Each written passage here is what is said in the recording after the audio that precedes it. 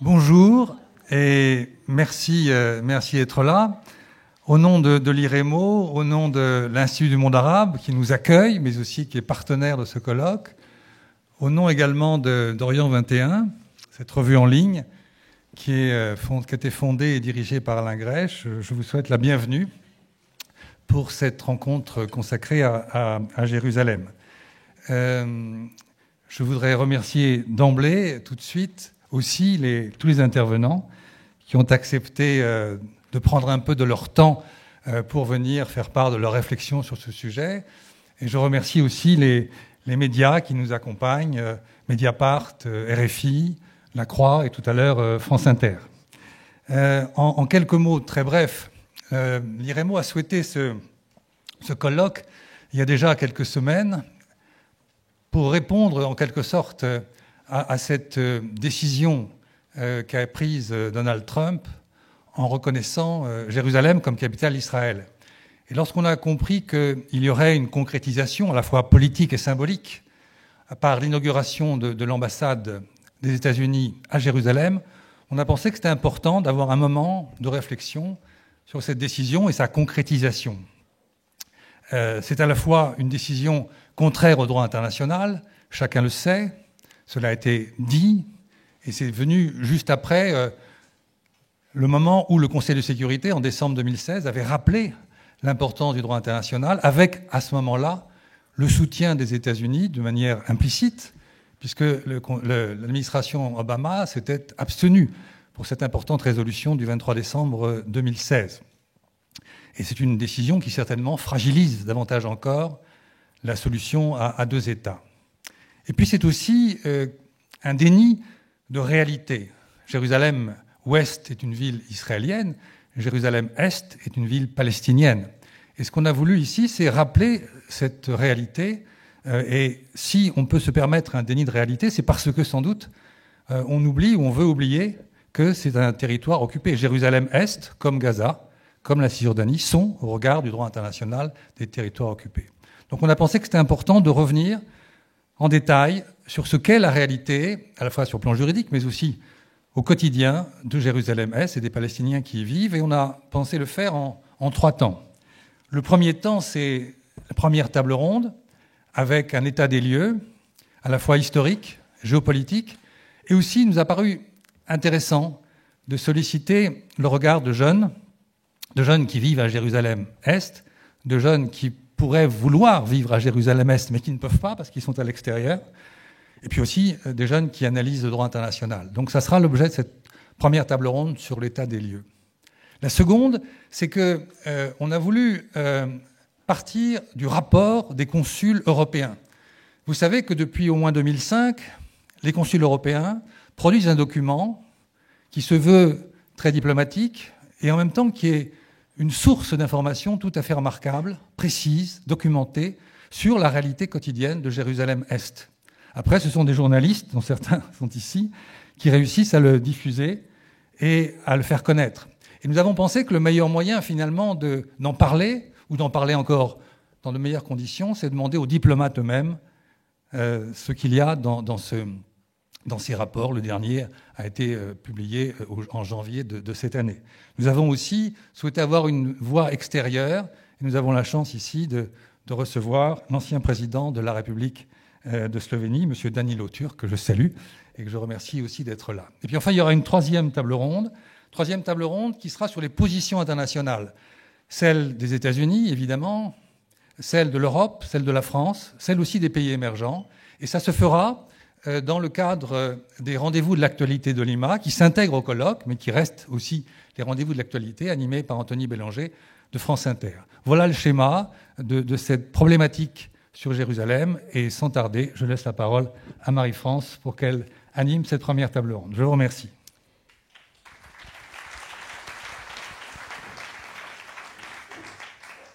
Merci Jean-Paul. Quelle est donc la réalité de la vie à Jérusalem? Quel état des lieux historiques, géopolitiques peut-on faire?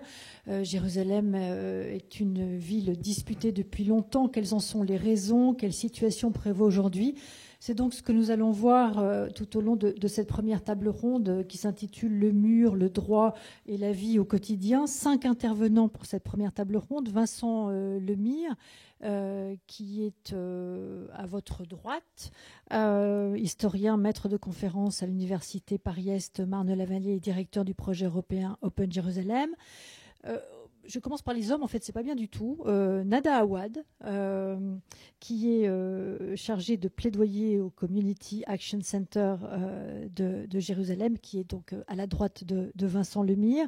Dima Al-Sajdeya, qui est à la chaire d'histoire contemporaine du monde arabe au Collège de France et doctorante à l'université Paris 2 Panthéon-Assas. René Bachmann, juste à ma gauche, journaliste à Mediapart, et en face de moi, Sharon Veil, qui est maîtresse de conférence en droit international à Sciences Po Paris et l'Université américaine de Paris. Vincent Lemire, on va démarrer avec vous. Je rappelle que vous êtes donc historien et maître de conférence à l'Université Paris-Est Marne-la-Vallée, directeur du projet européen Open Jérusalem, directeur aussi d'un ouvrage qui s'intitule « Jérusalem, histoire d'une ville-monde ». Qu'est-ce que l'on peut dire de la situation à Jérusalem aujourd'hui? Comment se passent les relations entre les différents groupes religieux? Et peut-être, pour commencer, un regard historique sur la ville à l'échelle du XXe siècle. Vincent Lemire. Merci. Bonjour à tous. Bonjour à toutes et à tous. Jean-Paul Chagnolot l'a rappelé, on est dans un moment particulier. On a été un certain nombre ici à intervenir de façon parfois assez intense dans ces 2 terribles journées des 14 et 15 mai derniers. Et donc c'est vrai qu'on ressent peut-être une certaine lassitude, une certaine fatigue que vous ressentez peut-être vous aussi, à reparler de Jérusalem, une certaine exaspération aussi devant ce qui s'est passé le 14 mai, devant cette action unilatérale de Donald Trump qui a provoqué la mort de 62 personnes à Gaza. Et juste pour le dire maintenant, avant d'oublier, rappeler que la justification officielle de la date, parce que la responsabilité supplémentaire, c'est le choix de la date. Dans l'inauguration, le 14 mai, veille de la Nakba. Là, il y a une provocation ultime. Et la diplomatie américaine, un peu prise de court, a dit « Ah oui, mais c'était pour fêter l'indépendance d'Israël ». Pas du tout. Si c'était renseigné, ils auraient su que Yom Ha'atzmaut, le jour de l'indépendance, c'est fêté selon le calendrier hébraïque et non pas selon le calendrier grégorien, ce qui est le cas de la Nakba. Et cette année, en 2018, c'est tombé le 18 avril.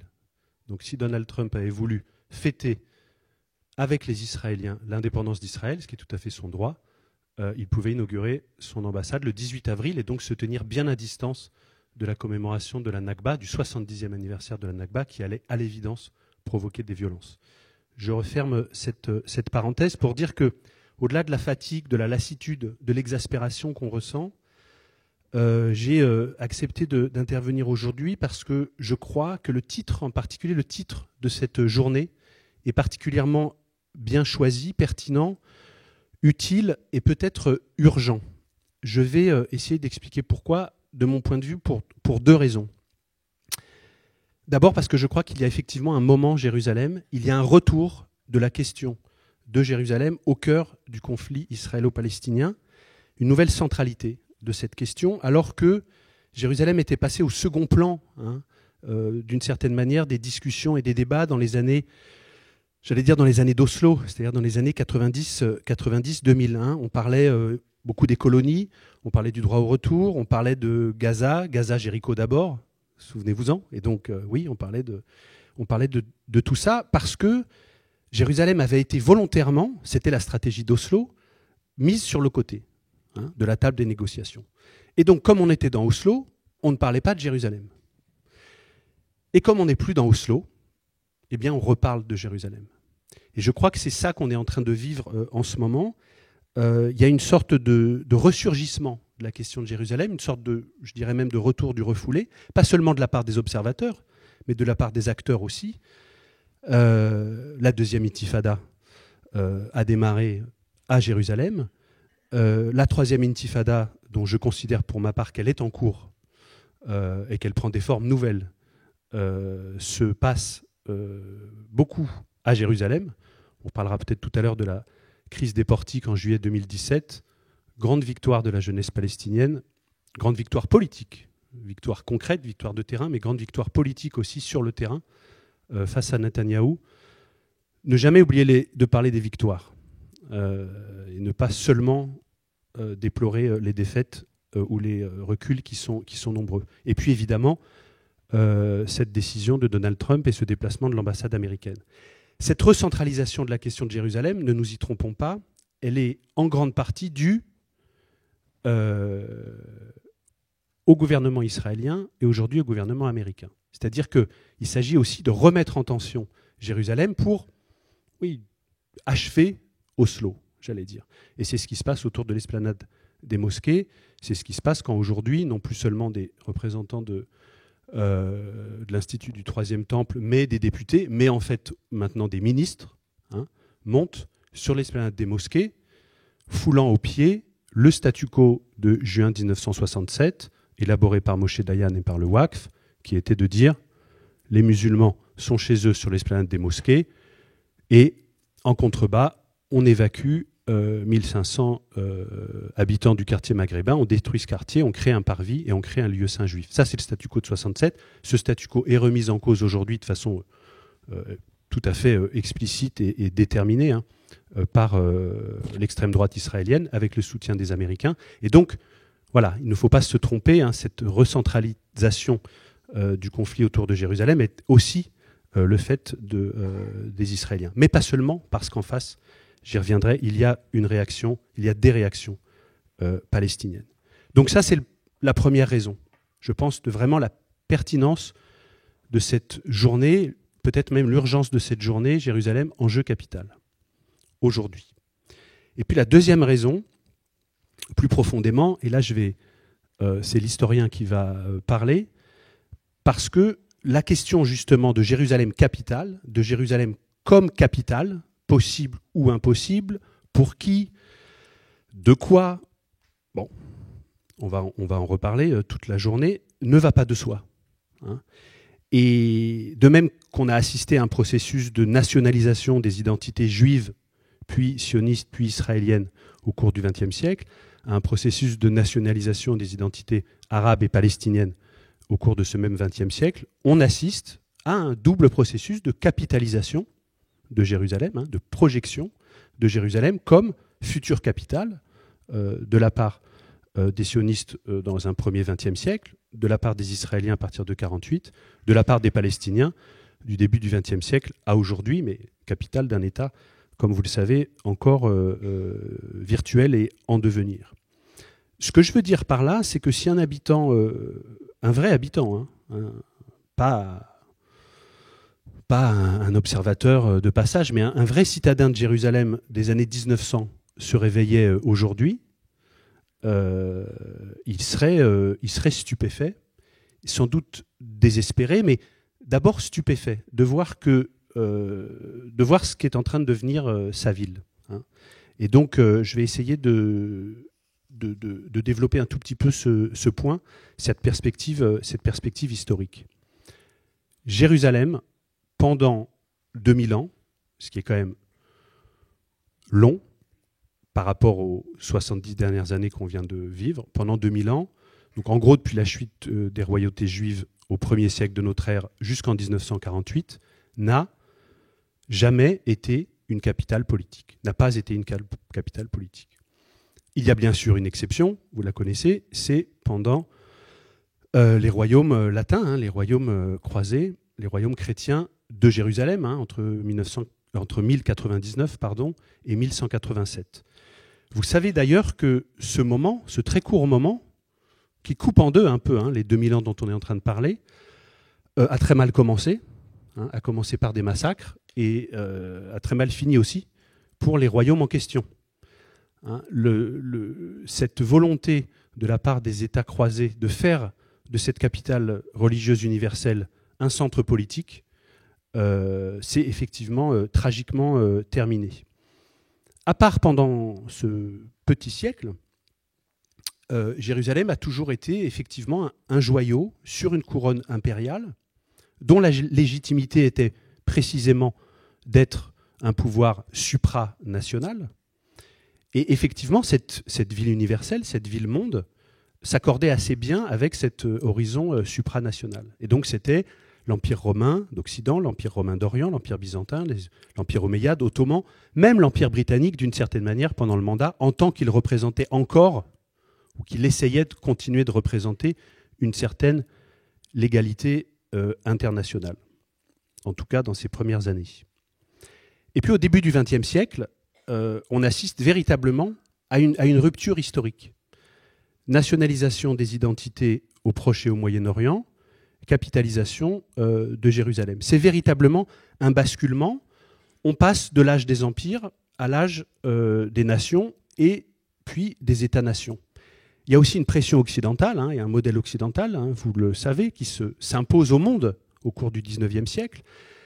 L'Empire ottoman lui-même réagit face à cette nouvelle pression occidentale, y compris sur Jérusalem. En 1872, la ville est directement reliée à Istanbul, elle devient capitale d'un sandjak autonome, alors qu'avant elle était reliée à Damas, et ce qui était beaucoup plus finalement en cohérence, ce lien avec Damas, avec l'histoire longue de Jérusalem. Mais en 1872, les Ottomans décident d'arrimer plus fortement ce qui est en train de devenir une capitale fantasmée à leur capitale impériale, Istanbul. Et puis en 1922, les Anglais, ça a été une de leurs très nombreuses erreurs, font de Jérusalem la capitale administrative du mandat, mais surtout affaiblissent la dimension citadine et municipale des pouvoirs urbains qu'ils rencontrent. C'est la fameuse révocation du maire de Jérusalem en 1920, au prétexte qu'il avait participé à une manifestation à l'occasion de la célébration de Nabi Moussa en avril 1920. Et puis c'est au contraire la montée en puissance, la confessionnalisation des pouvoirs avec la montée en puissance du Mufti Haj Amin al-Husseini, dont vous savez qu'il va échapper aux mains même de ceux qui l'avaient créé et des autorités mandataires.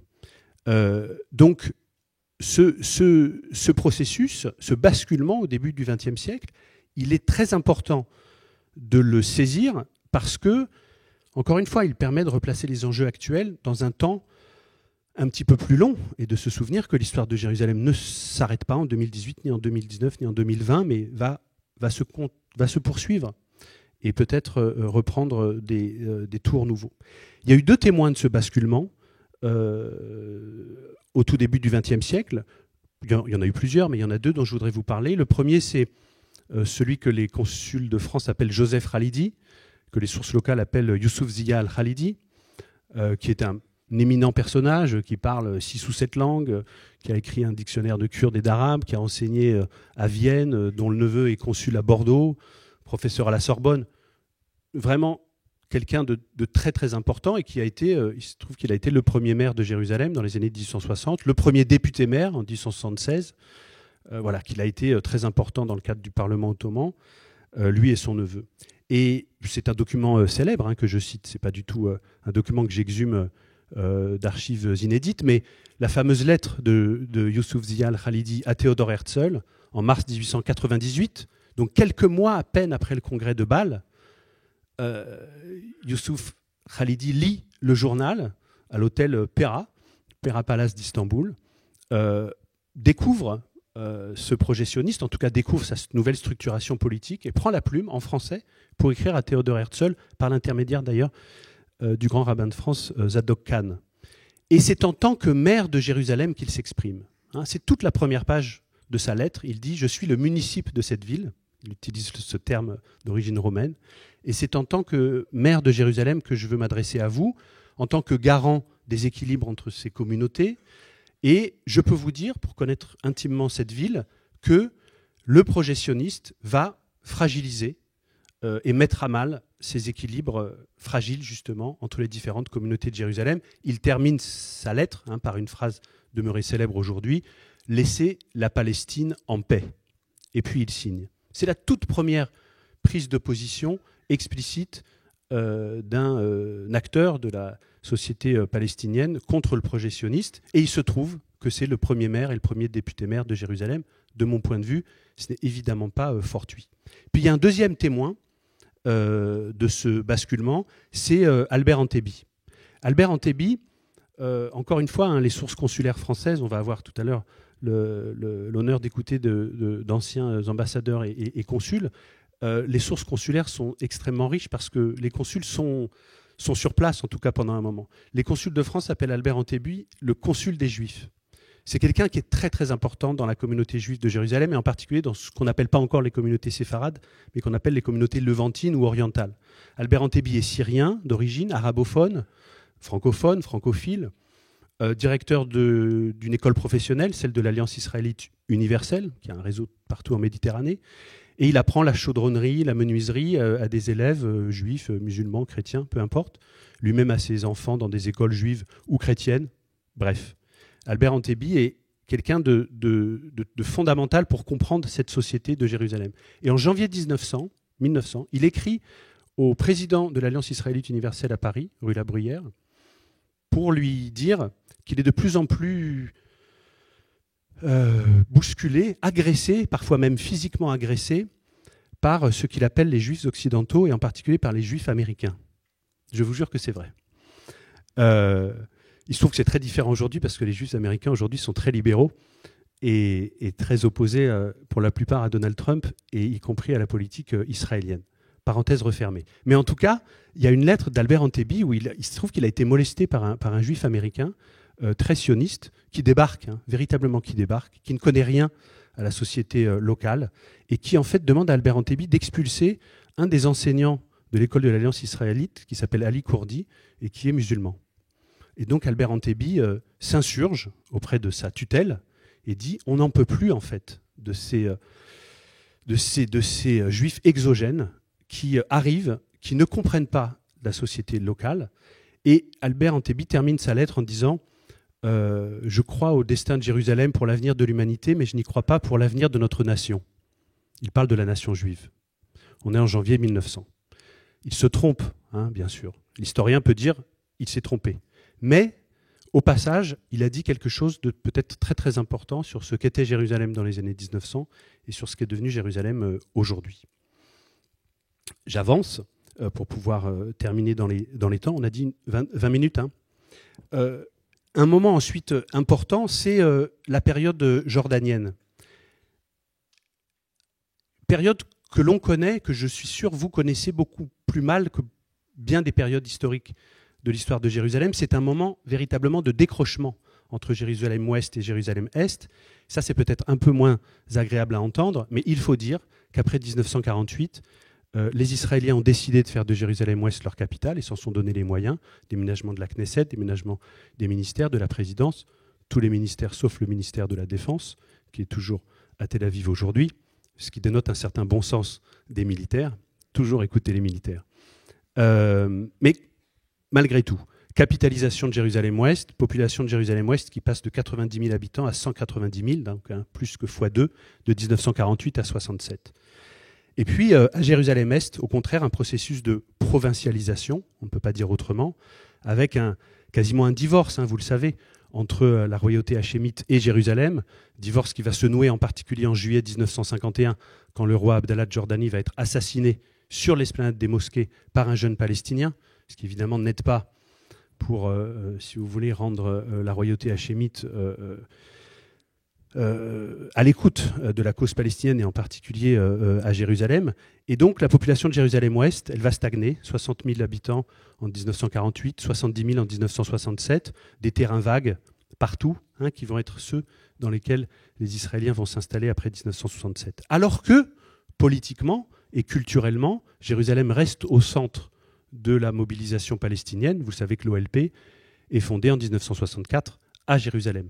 Mais je parle bien là de la Jordanie et non pas des Palestiniens, même si on pourrait évidemment développer sur les liens très forts entre la Jordanie et les Palestiniens. Donc, voilà, il se passe quelque chose entre 1948 et 1967 qui va avoir des effets dévastateurs parce que en 1967, Jérusalem-Ouest est bien plus puissante à tout point de vue que Jérusalem-Est, y compris sur un plan urbanistique, sur un plan démographique. Et puis, depuis 1967, il se passe encore quelque chose de contre-intuitif, c'est ce que j'appelle la résistance au quotidien. Donc là, ce ne sont plus les États voisins, les vrais ou les par plus souvent les faux amis ou les faux frères arabes qui viennent en aide à la population de Jérusalem-Est, mais c'est la population elle-même qui cède elle-même, en particulier par une résistance démographique très forte. Aujourd'hui, il y a 4 fois plus d'habitants palestiniens à Jérusalem-Est qu'il n'y en avait en 1967, plus de 300 000 habitants, contre 70 000 habitants, je vous ai dit, en 1967, alors même que la population juive de Jérusalem-Ouest n'a été multipliée que par 2,5.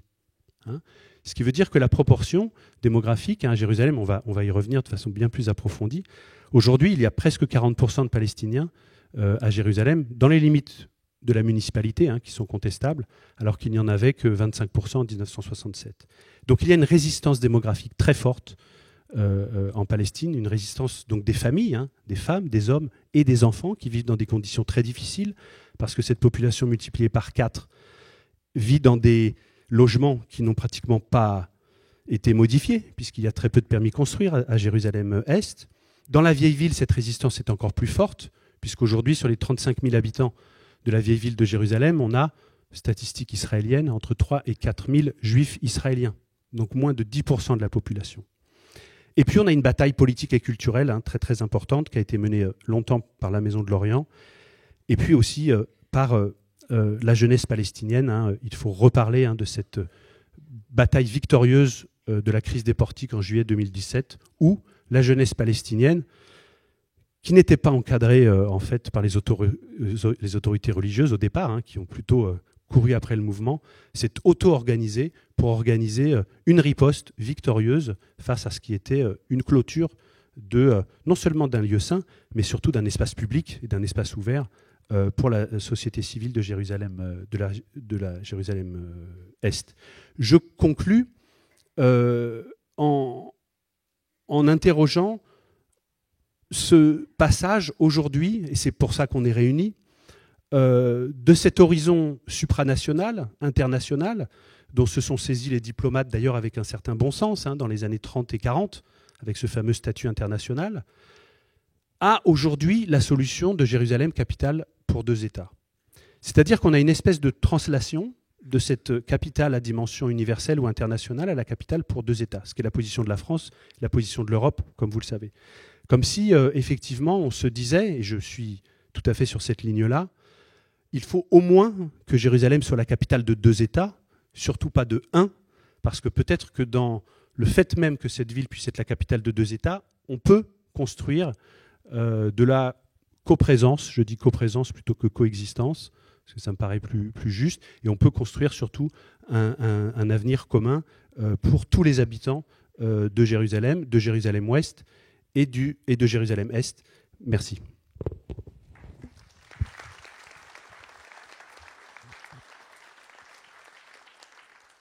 Merci Vincent Lemire pour ces rappels historiques sur l'histoire de Jérusalem au siècle dernier et son évolution pour ces 18 premières années du XXIe siècle.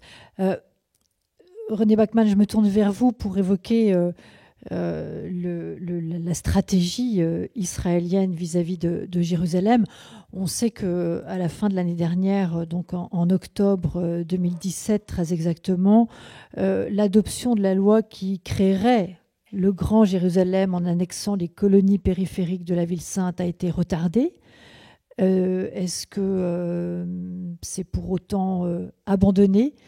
Que sait-on des intentions de Benjamin Netanyahou sur Jérusalem? Je rappelle que vous êtes journaliste à Mediapart, René Bachmann. Merci. Bonsoir à tous. Après le panorama historique et érudit que vient de dresser Vincent, je vais me concentrer sur une période plus courte, qui sera de 67 à aujourd'hui et un tout petit peu à demain. Et il faut, pour se lancer dans cette aventure, il y a une donnée qu'il faut avoir en tête en permanence, c'est que depuis l'occupation de la Cisjordanie et l'annexion de fait de Jérusalem-Est en juin 67, Israël n'a cessé d'étendre la superficie de la ville, tout en cherchant à donner à la population une majorité juive. C'est 2 lois majeures du comportement israélien dans cette affaire. Cette stratégie géographique et démographique se poursuit et s'amplifie aujourd'hui, avec des conséquences politiques, stratégiques et humaines désastreuse. La dimension humaine, nous en parlerons tout à l'heure, mais elle est vraiment catastrophique. C'est ce que je vais essayer de tenter de vous décrire en insistant particulièrement sur les derniers projets du gouvernement Netanyahou. Là, je répondrai à la question que posait Marie-France à l'instant, qui vise à créer un grand Jérusalem. Ce grand Jérusalem, c'est une métropole absolument démesurée qui s'étendrait pratiquement jusqu'à la vallée du Jourdain vers l'est, jusqu'au faubourg de Ramallah au nord, et largement au-delà, au sud de Bethléem, vers le sud, en confisquant près de 200 km² de territoire palestinien. Mais avant d'entrer dans ce récit, je voudrais revenir sur un fait récent dont Vincent a parlé aussi, qui est passé inaperçu de la majeure partie des médias. C'est que le dimanche 13 mai, la veille du jour dont parlait Vincent, en ouvrant la réunion du Conseil des ministres hebdomadaire, le Premier ministre israélien a fait une déclaration très intéressante. Pour mesurer toute l'importance, il faut se souvenir que ces propos ont été tenus précisément la veille du 14, le jour où l'ambassade était transférée, qui donnait une victoire formidable à Netanyahou, et à peu près une semaine après la déclaration de Trump, affirmant qu'il rompait l'accord avec l'Iran, ce qui était une deuxième victoire pour Netanyahou, ce qui manifestement explique son état d'allégresse arrogante, extraordinaire ce jour-là. Qu'est-ce qu'il a dit, Netanyahou ? Nous allons prendre une série de décisions pour construire et développer Jérusalem vers l'Est et l'Ouest, le Nord et le Sud, dans toutes les directions, pour tout à la fois révéler son passé et bâtir son avenir. Alors ça ressemble un peu à un discours de langue de bois de politicien. Nous allons développer dans toutes les directions, le Nord, le Sud, l'Est et l'Ouest, sauf que, dans le cas de Jérusalem, ça veut dire quelque chose de différent. Quand Jérusalem se développe vers l'Ouest, ça ne pose pas de problème. L'Ouest, c'est Israël. Mais quand le Premier ministre israélien déclare qu'il veut se développer vers le Nord, le Sud et l'Est, ça veut dire qu'il veut conquérir des terres de Cisjordanie, parce que au-delà de Jérusalem, l'Est, le Nord et le Sud, c'est la Cisjordanie. Donc c'est des terres palestiniennes qui ne lui appartiennent pas. Derrière cette formule, donc en apparence banale, il y avait ce jour-là une confirmation de taille, je trouve, c'est que Jérusalem, c'est que Netanyahou entend poursuivre le développement de Jérusalem de façon continue, au détriment du territoire de la Cisjordanie et au détriment aussi des droits des Palestiniens qui sont liés à ce territoire. Cette déclaration confirmait, d'une certaine façon, que le gouvernement israélien entend poursuivre sa stratégie d'annexion de la Cisjordanie en commençant par la périphérie de Jérusalem. Compte tenu du soutien aveugle des États-Unis et de la passivité de la communauté internationale, passivité qu'on peut constater même face à un massacre délibéré, on ne voit pas ce que pourrait en dissuader le gouvernement israélien de poursuivre dans cette voie. Cette voie dans laquelle il s'est engagé d'ailleurs pratiquement depuis 1967. Comme je l'ai rappelé en commençant, le gouvernement israélien successif n'ont cessé, depuis l'occupation de Jérusalem-Est et de la Cisjordanie, de redessiner les limites municipales de Jérusalem pour en accroître l'étendue. Et aussi pour établir, pour maintenir et pour renforcer une majorité juive dans la ville. Aux Palestiniens qui vivaient dans les limites municipales redessinées arbitrairement par Israël, on a attribué le statut de résident permanent qui ne leur donnait aucun droit politique ou civique dans la ville où ils vivent, parfois depuis des générations, mais ça, on va en parler un peu après moi. Cette situation, qui est une situation absolument intenable pour cette population, dure depuis un demi-siècle, il faut bien s'en rendre compte. Les Palestiniens vivent cela depuis un demi-siècle. Et pour inscrire ces décisions dans le marbre de la légalité israélienne, qui est une légalité, comme nous le savons tous, très relative, car elle est en violation du droit international et des résolutions des Nations Unies, la Knesset a adopté en juillet 80 une loi fondamentale qui proclame Jérusalem entière et réunifiée capitale d'Israël. Cette loi interdit en outre à tout gouvernement israélien de céder une quelconque partie du territoire annexé à Jérusalem en 1967. Le résultat peut se résumer en quelques chiffres que je vais vous indiquer tout de suite et qui devraient se projeter sur l'écran derrière moi. En 1947, Jérusalem avait à peu près 21 km² de superficie. Il y avait grosso modo 204 000 habitants, 99 000 étaient juifs et 105 000 étaient arabes.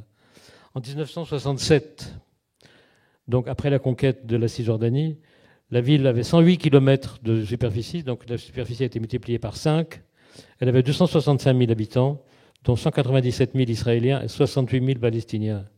En 1995, la ville avait 124 km², donc elle avait un tout petit peu augmenté. Elle avait 570 000 habitants, dont 420 000 Israéliens, 260 000 à Jérusalem-Ouest et 160 000 à l'Est, dans les colonies urbaines, et 150 000 habitants palestiniens. Je passe sur 2005, j'arrive à 2018. Aujourd'hui, en 2018, la ville fait 128 km². Elle a 881 000 habitants, dont 561 000 Israéliens, 211 000 à Jérusalem-Est et 350 000 à Jérusalem-Ouest et 320 000 Palestiniens.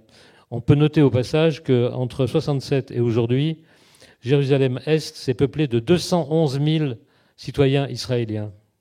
Cet accroissement de la population et ce basculement simultané de l'équilibre démographique au bénéfice des habitants juifs est dû en grande partie à la multiplication et au développement entre 70 et 1995 des colonies urbaines. Ce qu'on appelle les colonies urbaines, c'est celles qui sont à la périphérie de Jérusalem, donc Ramot Alon au nord, Ramat Eshkol, Neve Yaakov, Pisgat Zev, French Hill, East Talpiot, Har Homa et Gilo. Toutes ces colonies sont à la périphérie de Jérusalem-Est. Elles ont toutes été construites entre 70 et 95. Mais cet accroissement est également dû aux innombrables obstacles administratifs et bureaucratiques qui rendent cauchemardesque la vie des Palestiniens de Jérusalem-Est, qui sont destinés, grosso modo, il faut le dire franchement, à les inciter à partir, en tout cas à ne pas rester dans cette ville et ne pas y construire leur vie. À l'origine, le projet israélien était d'instaurer une majorité de 70% de juifs pour 30% de Palestiniens. Ensuite, l'objectif est apparu un petit peu ambitieux. Il a été rectifié à 60-40 et on en est aujourd'hui, selon l'organisation non gouvernementale israélienne Ir Amin, à 63% d'Israéliens et 37% de Palestiniens. En 1993, les accords d'Oslo ont-ils changé quelque chose à tout cela? Rigoureusement rien. Ils n'ont rien changé à tout cela, de la même façon qu'ils n'ont rien changé à la Cisjordanie. La colonisation n'a pas cessé, ni en Cisjordanie, ni à Jérusalem-Est. Absolument rien. Comme si, tout en affectant de négocier, les dirigeants israéliens continuaient à appliquer un plan qui prive de tout sens et rend impossible la solution prévue par Oslo. Dans les années 90, d'ailleurs, a commencé à apparaître, ce dont je parlais au début, ce concept de Grand Jérusalem. Il reposait sur le projet d'annexion à la ville de 3 blocs de colonies construits hors des limites municipales de Jérusalem et du côté palestinien de la ligne verte, mais à proximité immédiate de la ville. Ces 3 blocs sont donc le bloc de Givat Zev au nord, le bloc de Malé Adoumim à l'est et le bloc de Gush Etzion au sud, ce qui aurait ajouté dans les années 90, maintenant c'est bien davantage, près de 50 000 habitants à la ville. Dans le même temps, les responsables politiques israéliens durcissaient les conditions de vie des Palestiniens de Jérusalem en annulant en masse des statuts de résidents permanents et en empêchant toute planification urbaine et toute construction à Jérusalem-Est. Même si l'échec du processus de paix était de plus en plus évident, donc l'éventualité de restitution de terres occupées aux Palestiniens de moins en moins vraisemblable, la droite israélienne a jugé nécessaire à ce moment-là d'inscrire dans la loi l'impossibilité de céder des territoires aux Palestiniens. En 2000, un consensus politique, je vous rappelle qu'entre-temps on avait signé l'accord d'Oslo, c'est tout à fait contradictoire avec la signature des accords, mais c'est comme ça. En 2000, un consensus politique s'est manifesté à la Knesset pour amender dans le sens d'un durcissement de la loi fondamentale de 80 sur Jérusalem, capitale d'Israël. 3 nouveaux articles ont été adoptés. Il précise notamment qu'aucune partie de Jérusalem, dans les limites définies lors de l'annexion de 80, ne peut être transférée à une entité ou une autorité étrangère. Et ils indiquent que toute tentative d'amender ce texte devrait être autorisée par une autre loi fondamentale votée par la majorité absolue de 61 voix sur 120 à la Knesset. Comme si ça n'était pas assez, d'ailleurs, en juillet 2017, l'année dernière, un amendement supplémentaire a été introduit par 2 ministres, Naftali Bennett et Zev Elkin, qui requiert une majorité non plus de 61 sur 120, mais de 80, c'est-à-dire des 3/4, pour changer la loi et céder des territoires aux Palestiniens. C'est dire à quel point ça apparaît comme une terreur absolue pour le pouvoir israélien. Au même moment, c'est-à-dire au début des années 2000, commence à être discuté entre militaires et politiques un projet qui va jouer un rôle que je trouve, moi, personnellement, je ne suis pas le seul, majeur dans la concrétisation du projet de Grand Jérusalem. Ce projet, c'est la construction d'un mur et d'une barrière autour de la Cisjordanie. Le premier tracé complet du mur de séparation est rendu public en octobre 2003. Les travaux, en fait, ont déjà démarré depuis plus d'1 an. Comme vous le savez, ce mur est présenté comme une barrière de sécurité, était officiellement destiné à empêcher d'entrer en Israël de terroristes en provenance de Cisjordanie. Il aurait donc dû, en principe, suivre la ligne verte qui sépare Israël de la Cisjordanie et qui mesure environ 325 km². 325 km tout court, pardon. En fait, il a été construit en territoire palestinien et ne suit la ligne verte que sur une quinzaine de kilomètres. Quant à sa longueur totale, elle est d'environ 710 km, c'est-à-dire il est 2 fois plus long que la frontière. Pourquoi est-il 2 fois plus long ? Parce qu'il dessine à l'intérieur du territoire palestinien, comme on peut le voir ici, une multitude de méandres dont certains ont plus de 20 km de profondeur par rapport à la ligne verte. À quoi servent ces méandres ? C'est assez facile à voir. Ils servent à annexer de fait au territoire israélien les plus grands blocs de colonies. Les zones construites et habitées telles qu'elles apparaissent aujourd'hui, mais pas seulement les zones construites et habitées, tout ce qui est autour, c'est-à-dire tout le territoire communal des colonies et toutes leurs réserves foncières qui sont immenses, parce que les promoteurs de ces colonies ont prévu un développement colossal. Le total représente 10% du territoire de la Cisjordanie, et dans cette affaire, dans cette création, sont ainsi annexés en même temps 80% des colons. Le projet, c'est d'annexer 80% des colons à la ville de Jérusalem. Autour de Jérusalem, le mur ou la clôture électronique dessine sur une longueur totale de 200 km 3 énormes poches. La poche de Givat Zev au nord, la poche de Male Adumim à l'est et la poche de Gush Etzion au sud. Ces 3 poches annexent ensemble à Jérusalem plus de 150 000 habitants et plus de 200 km². En 2007, c'est le fait que ce soit une annexion de fait ne suffit pas manifestement aux dirigeants israéliens. En 2007, il y a une décision qui est de rendre formel ce fait accompli, construit depuis 40 ans par l'entreprise de colonisation, et de l'inscrire dans la loi. La première idée est avancée par un député du Likoud, aujourd'hui membre du gouvernement, il s'appelle Israël Katz. Israël Katz propose d'annexer purement et simplement ces blocs de colonies à Jérusalem pour, dit-il, guillemets, affaiblir le contrôle arabe, fermez les guillemets, sur la ville. Les réactions chez les Palestiniens, mais dans la communauté internationale et notamment aux États-Unis, à ce moment-là, sont très hostiles et très vivaces, à tel point que pour éviter une coûteuse bataille diplomatique, le texte est enterré, mais très très provisoirement. Fin octobre 2017, c'est-à-dire 7 mois plus tard, 6 membres de la Knesset présentent un projet de loi sur Jérusalem et ses satellites. Jérusalem et ses satellites, c'est le nom de la loi, donc c'est entre guillemets, qu'ils entendent proposer à leurs collègues. Le texte a été approuvé depuis juillet par Netanyahou et son ministre des Transports et du Renseignement. Le même annexe, il y a Israël Katz, qui est un annexionniste redoutable. Il propose l'annexion à la municipalité de Jérusalem des colonies des environs, celle dont nous venons de parler, avec une préoccupation clairement indiquée dans l'exposé des motifs, j'ouvre les guillemets, la population qui sera ajoutée à Jérusalem permettra de maintenir l'équilibre démographique.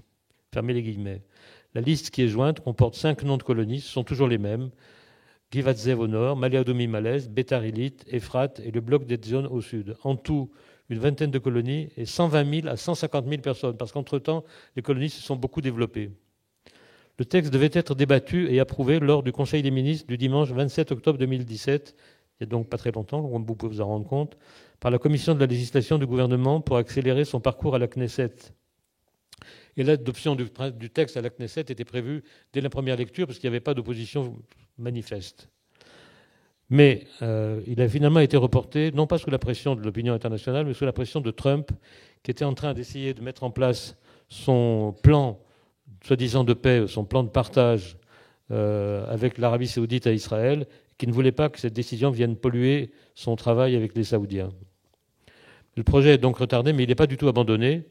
Et le souci de modifier l'équilibre ethnique est toujours étroitement lié au projet d'expansion.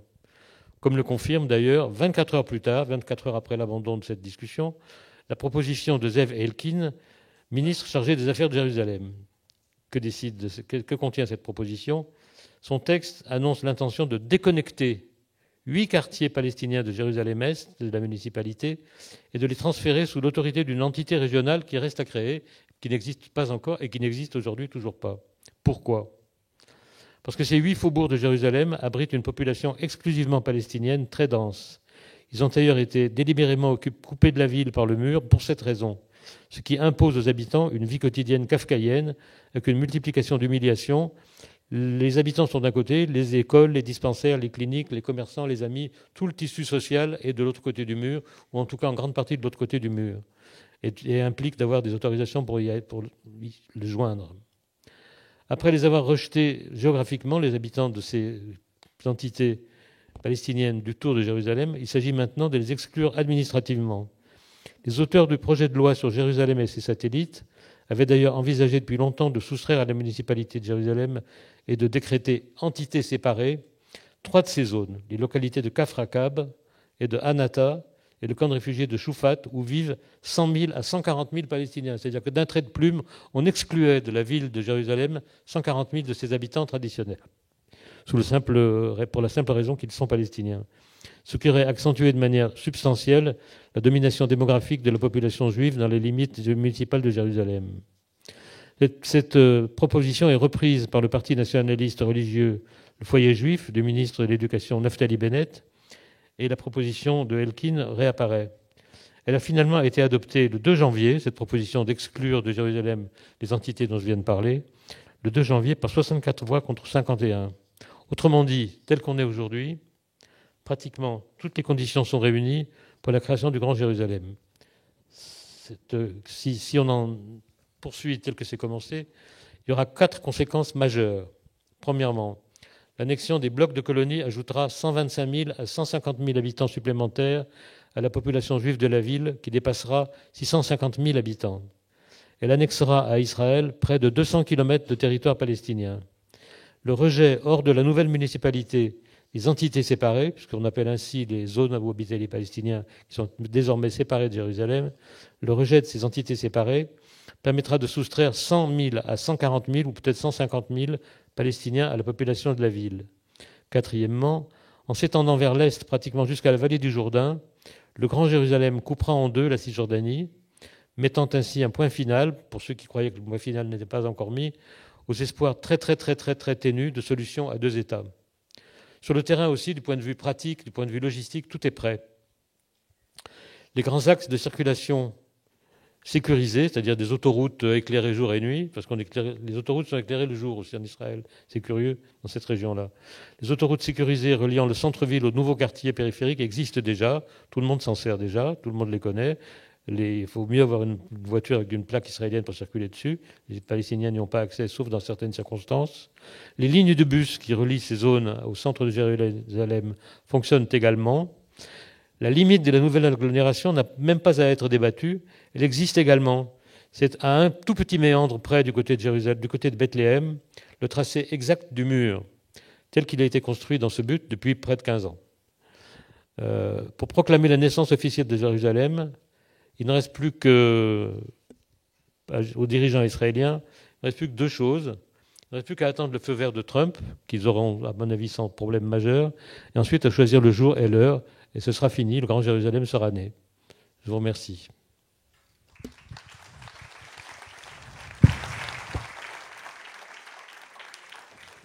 Merci René Bachmann. Alors dans ce contexte d'expansion, comment se passe la relation des Palestiniens des territoires occupés à Jérusalem? On peut rappeler peut-être, pour introduire, et je passe bien sûr la parole tout de suite à Adima Al-Sajdeya, on peut rappeler la différence de statut entre, d'une part, donc les Palestiniens de Cisjordanie qui connaissent des difficultés d'accès à Jérusalem, en sachant par ailleurs que les Palestiniens de Jérusalem-Est, je parle sous votre contrôle, n'ont ni la nationalité israélienne ni la palestinienne. Et parallèlement, les Palestiniens musulmans et chrétiens de Cisjordanie ne peuvent pas se rendre à Jérusalem sans des permis délivrés par Israël. Des permis qui sont de durée limitée, sont accordés de manière sélective, c'est-à-dire que tous les membres d'une même famille n'obtiennent pas le permis.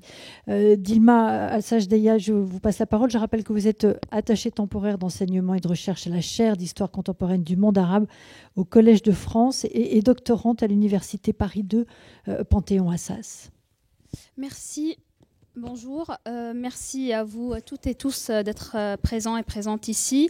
Effectivement, je vais essayer dans le temps qui m'est attribué de traiter de la relation qu'entretiennent les Palestiniens des territoires occupés. Et je dis les territoires occupés, c'est pas que j'exclus Jérusalem-Est, mais ce sera la relation de ces Palestiniens en Cisjordanie et à Gaza vis-à-vis de Jérusalem. Jérusalem en tant que ville, Jérusalem en tant que symbole, mais aussi en tant que mythe pour certains Palestiniens.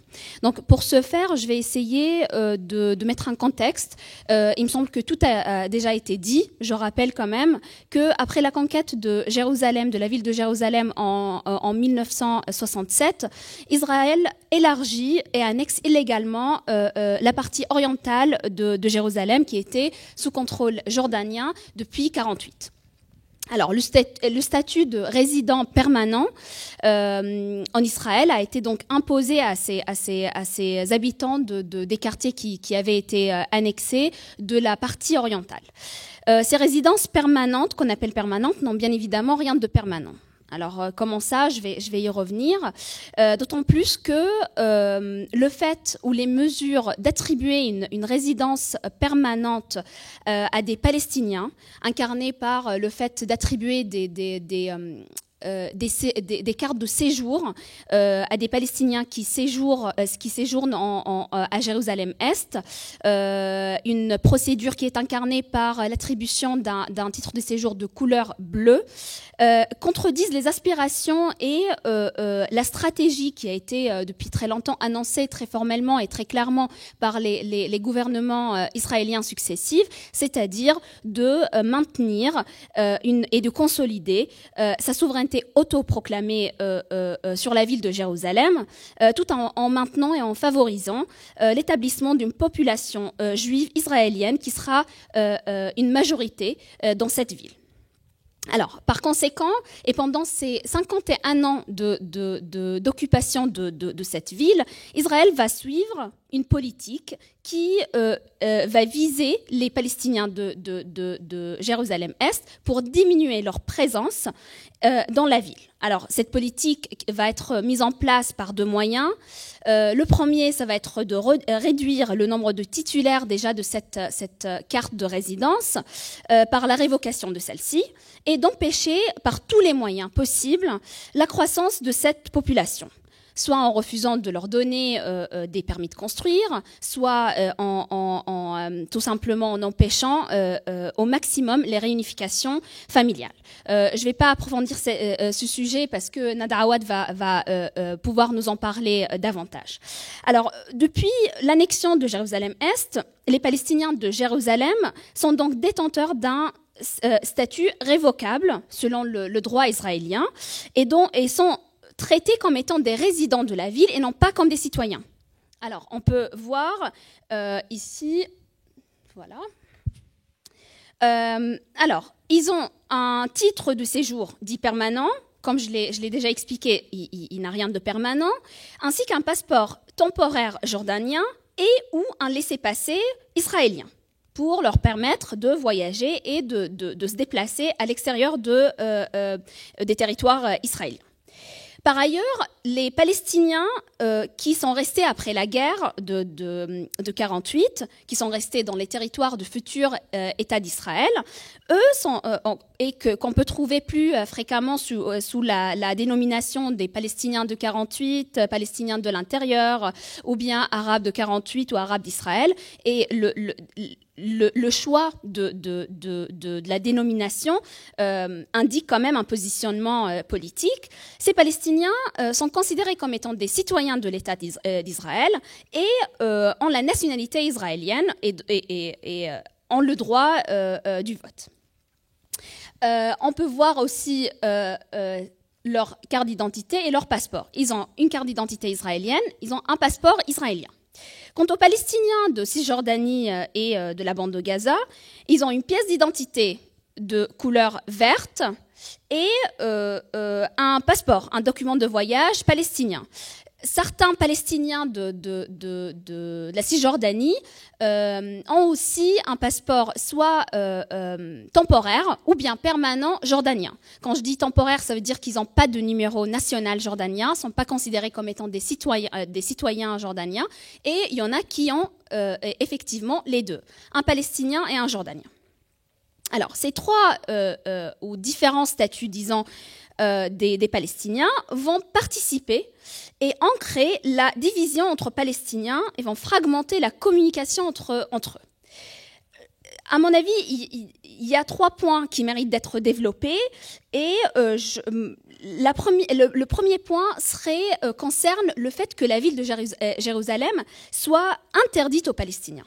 C'est-à-dire qu'un Palestinien ordinaire qui n'a pas qui a un passeport palestinien, un document de voyage palestinien et une pièce d'identité palestinienne et qui n'a pas le titre de séjour d'un Palestinien de Jérusalem, théoriquement ne peut pas se rendre à Jérusalem, ne peut pas aller à Jérusalem, à moins qu'il ait déjà préalablement demandé un permis de passage vers Israël, un permis de passage qu'on appelle tasrih en arabe, tasrih dukhul, c'est-à-dire passage d'entrée dans les territoires israéliens, dans l'État d'Israël. Comme on le sait tous, Israël considère Jérusalem comme une ville israélienne, et donc même les Palestiniens qui vont se rendre, qui désirent se rendre à Jérusalem-Est, vont devoir passer par cette procédure. Alors,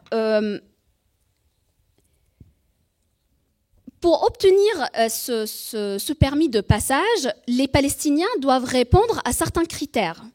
Ces critères sont différents et diffèrent selon le permis demandé. C'est-à-dire qu'il y a plusieurs... il y a des catégories en fait de permis que les Palestiniens peuvent demander aux Israéliens, à l'administration israélienne. Alors, pour ce faire, il y a plusieurs étapes. La toute première étape, et avant toute demande de permis, les Palestiniens, sauf dans les cas médicaux et humanitaires, doivent avoir déjà obtenu une carte biométrique, qu'on appelle en arabe « bitaqa mumarnata ». Tout simplement, cette carte est le synonyme à contrôle de sécurité dans le langage de l'administration israélienne. C'est-à-dire qu'on va faire un contrôle sécuritaire, enfin sécuritaire selon les termes israéliens, pour pouvoir donner cette carte aux Palestiniens. Alors, il y a différentes étapes dans cette démarche, comme je l'ai déjà dit, mais cette carte d'identité, cette carte qui permet biométrique, qui permet la demande déjà d'un permis, est donnée plus ou moins à tous les Palestiniens aujourd'hui. C'était pas le cas il y a pas très longtemps. En revanche, cette carte ne permet pas à elle-même de l'entrée de ces Palestiniens en Israël. La deuxième étape, c'est qu'à partir du moment où on obtient cette carte biométrique, les Palestiniens peuvent effectuer une demande avec toutes les justificatives qu'il faut, c'est-à-dire en fonction de chaque cas, et adresser leur demande à ce qu'on appelle COGAT, c'est-à-dire The Coordination of Government Activities in the Territories. C'est le bureau qui fait le lien entre les Palestiniens et les Israéliens dans les territoires occupés. Cette étape indispensable va permettre aussi aux Israéliens d'avoir les empreintes et les informations mises à jour systématiquement de tous les Palestiniens. Alors, comme je l'ai dit, ces demandes de permis ou ces permis sont accordés sur demande, mais aussi pour des raisons très particulières.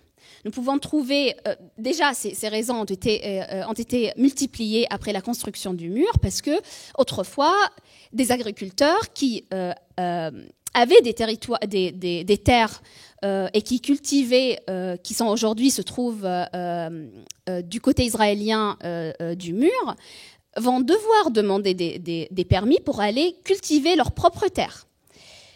Les commerçants autrefois pouvaient passer aussi en Israël avant la construction du mur. Bon, il y avait aussi les checkpoints et ça, j'y reviendrai. Mais c'est de plus en plus dur pour ces Palestiniens qui sont des agriculteurs, des commerçants, etc., pour se rendre en Israël. Il y a aussi la main-d'œuvre palestinienne, les ouvriers qui travaillent en Israël vont devoir passer par les mêmes procédures. Il y a aussi des catégories pour des chercheurs d'emploi. Il y a un aspect en entier qui concerne l'aspect religieux de la ville, c'est-à-dire on va donner des permis de passage aux fidèles musulmans pour aller se rendre à la prière de vendredi, ou bien au personnel de l'église ou du Waqf islamique, etc., etc. Alors, c'est très bien, il y a des demandes. on passe par des procédures qui sont compliquées, mais ok, très bien, on demande aussi, tout le monde peut se demander, oui, mais on demande des visas pour aller dans d'autres pays. Non, mais c'est pas la même chose, parce que d'abord, Jérusalem-Est pour les Palestiniens est une ville palestinienne, et de deux, toute la procédure que je viens de décrire n'amène pas vraiment à l'obtention de ces permis. C'est-à-dire qu'il y a deux choses. Par exemple, je donne juste deux exemples comme ça.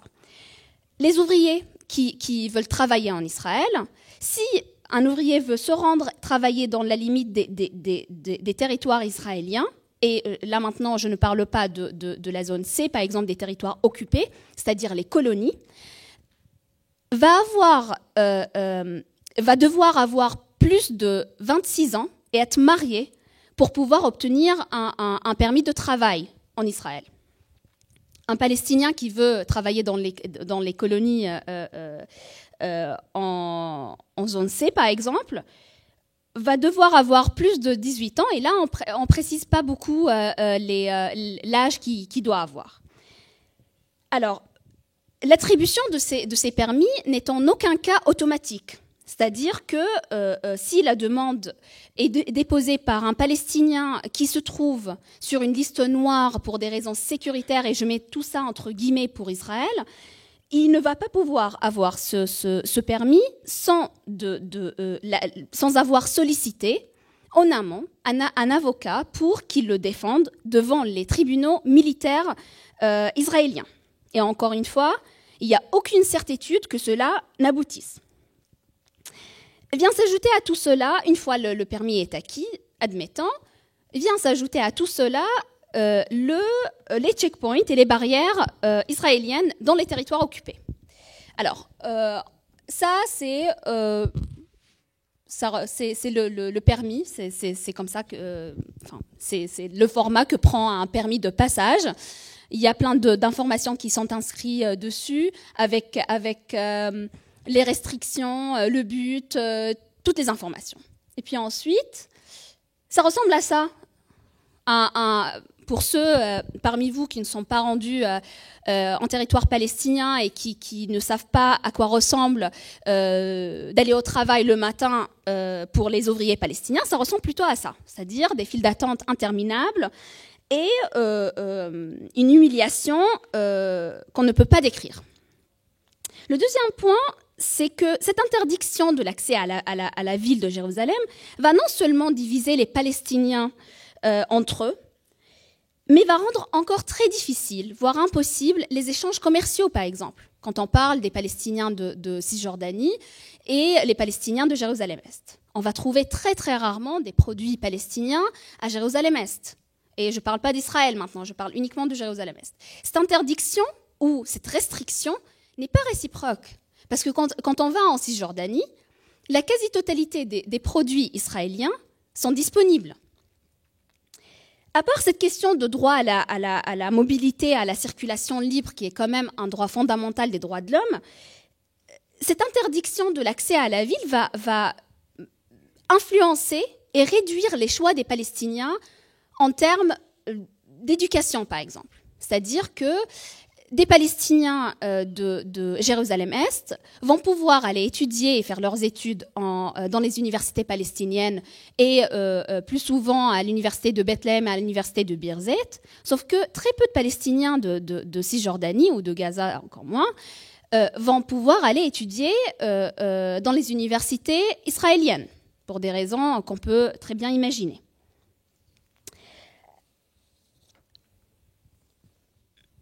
Alors, le troisième point concerne la conscience politique des Palestiniens. Parce que d'une manière générale, la conscience politique des Palestiniens se forme d'une manière générale, disons, en fonction de leur lieu de résidence, par exemple. S'ils sont en Cisjordanie, à Gaza, dans quelle ville exactement, ou bien en fonction de leur statut, réfugiés ou pas, en fonction aussi de leur statut et le statut socioculturel de leurs parents. Sauf que la question de leur relation avec Jérusalem, ou bien vis-à-vis de Jérusalem et à Jérusalem, va se forger plus ou moins autour d'une question identitaire et nationale. Bien sûr, il y a aussi l'aspect religieux qui rentre en jeu. Jérusalem, pour les jeunes Palestiniens, est un symbole très fort de la résilience et de la résistance face aux pratiques israéliennes qui sont des violences quotidiennes à l'égard des Palestiniens d'une manière générale, mais aussi les Palestiniens de Jérusalem-Est en particulier. Cette question de conscience politique va alimenter aussi une conscience aiguë de l'identité de ces Palestiniens et de la nécessité de s'indigner et d'exprimer cette indignation. Parce qu'il ne suffit pas uniquement de le sentir, mais aussi de l'exprimer. Et vient s'ajouter à cette question de conscience politique ce qu'on appelle la question du destin commun.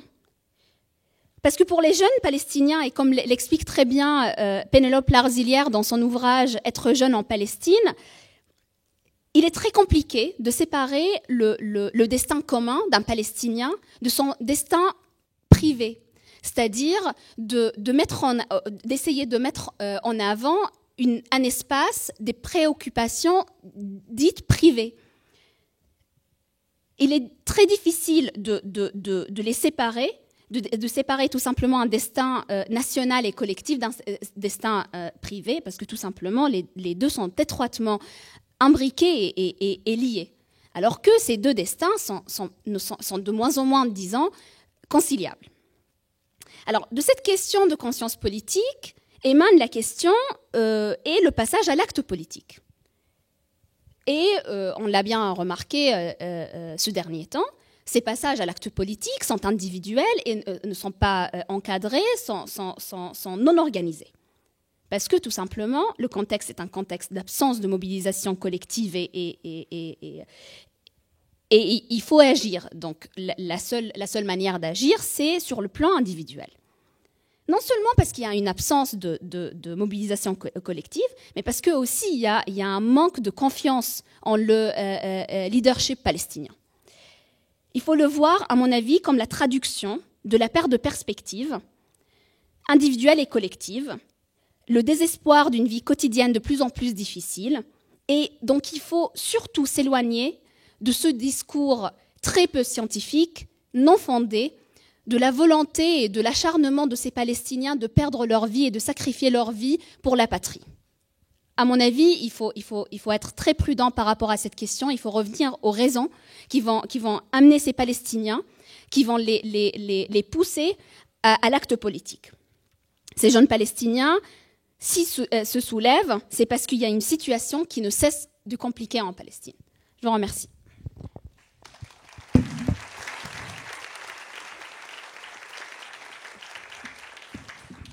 Merci Dima Sachdaya. Donc après la relation des Palestiniens des territoires occupés à Jérusalem, la question maintenant des Palestiniens de Jérusalem, dont je vais rappeler qu'ils n'ont ni la nationalité israélienne ni la palestinienne, ils n'ont pas de passeport et vivent avec un permis de résident permanent. Alors Nada Awad, sur quoi repose ce statut de résident? Quelles exigences y sont attachées? Quels avantages peut-être aussi? Un statut fragile, celui de résident. Un récent amendement législatif autorise la révocation du statut au motif de non-allégeance à l'État d'Israël. Nada Awad, je rappelle que vous êtes basé sur le terrain, vous travaillez au Community Action Center de l'université d'Al-Quds, qui est l'université palestinienne de Jérusalem. Merci. En fait, après avoir parlé déjà de législation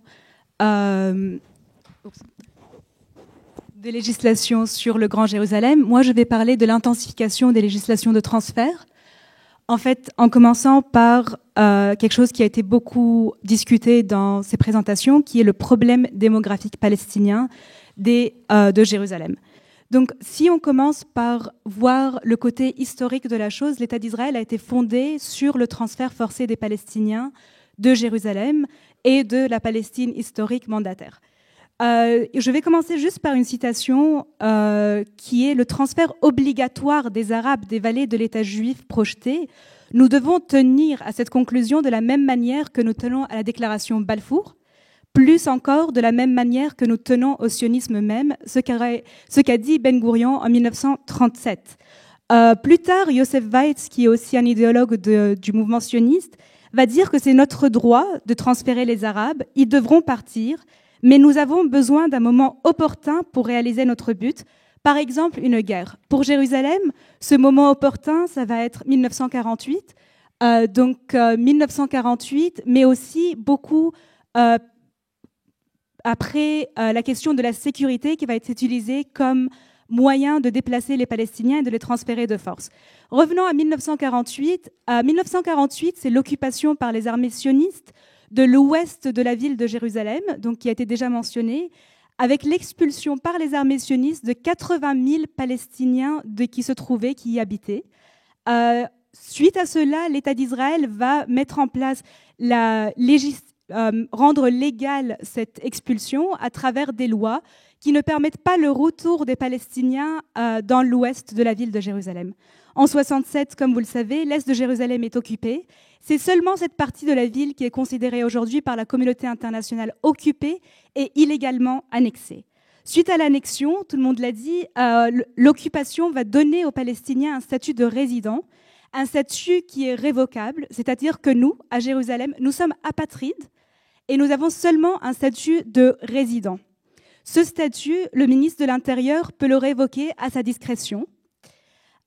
Juste pour revenir sur le côté démographique, Netanyahou va continuer ce qu'a commencé Ben Gourion et l'idéologie sioniste dans la constante, je vais juste vous lire une phrase, qui est de parler des Palestiniens comme des statistiques alarmantes. Si les Arabes forment 40% de la population, c'est la fin de l'État juif. Cependant, s'ils forment 20%, c'est aussi un problème. Si la relation avec ces 20% devient problématique, l'État est en droit d'employer des mesures extrêmes.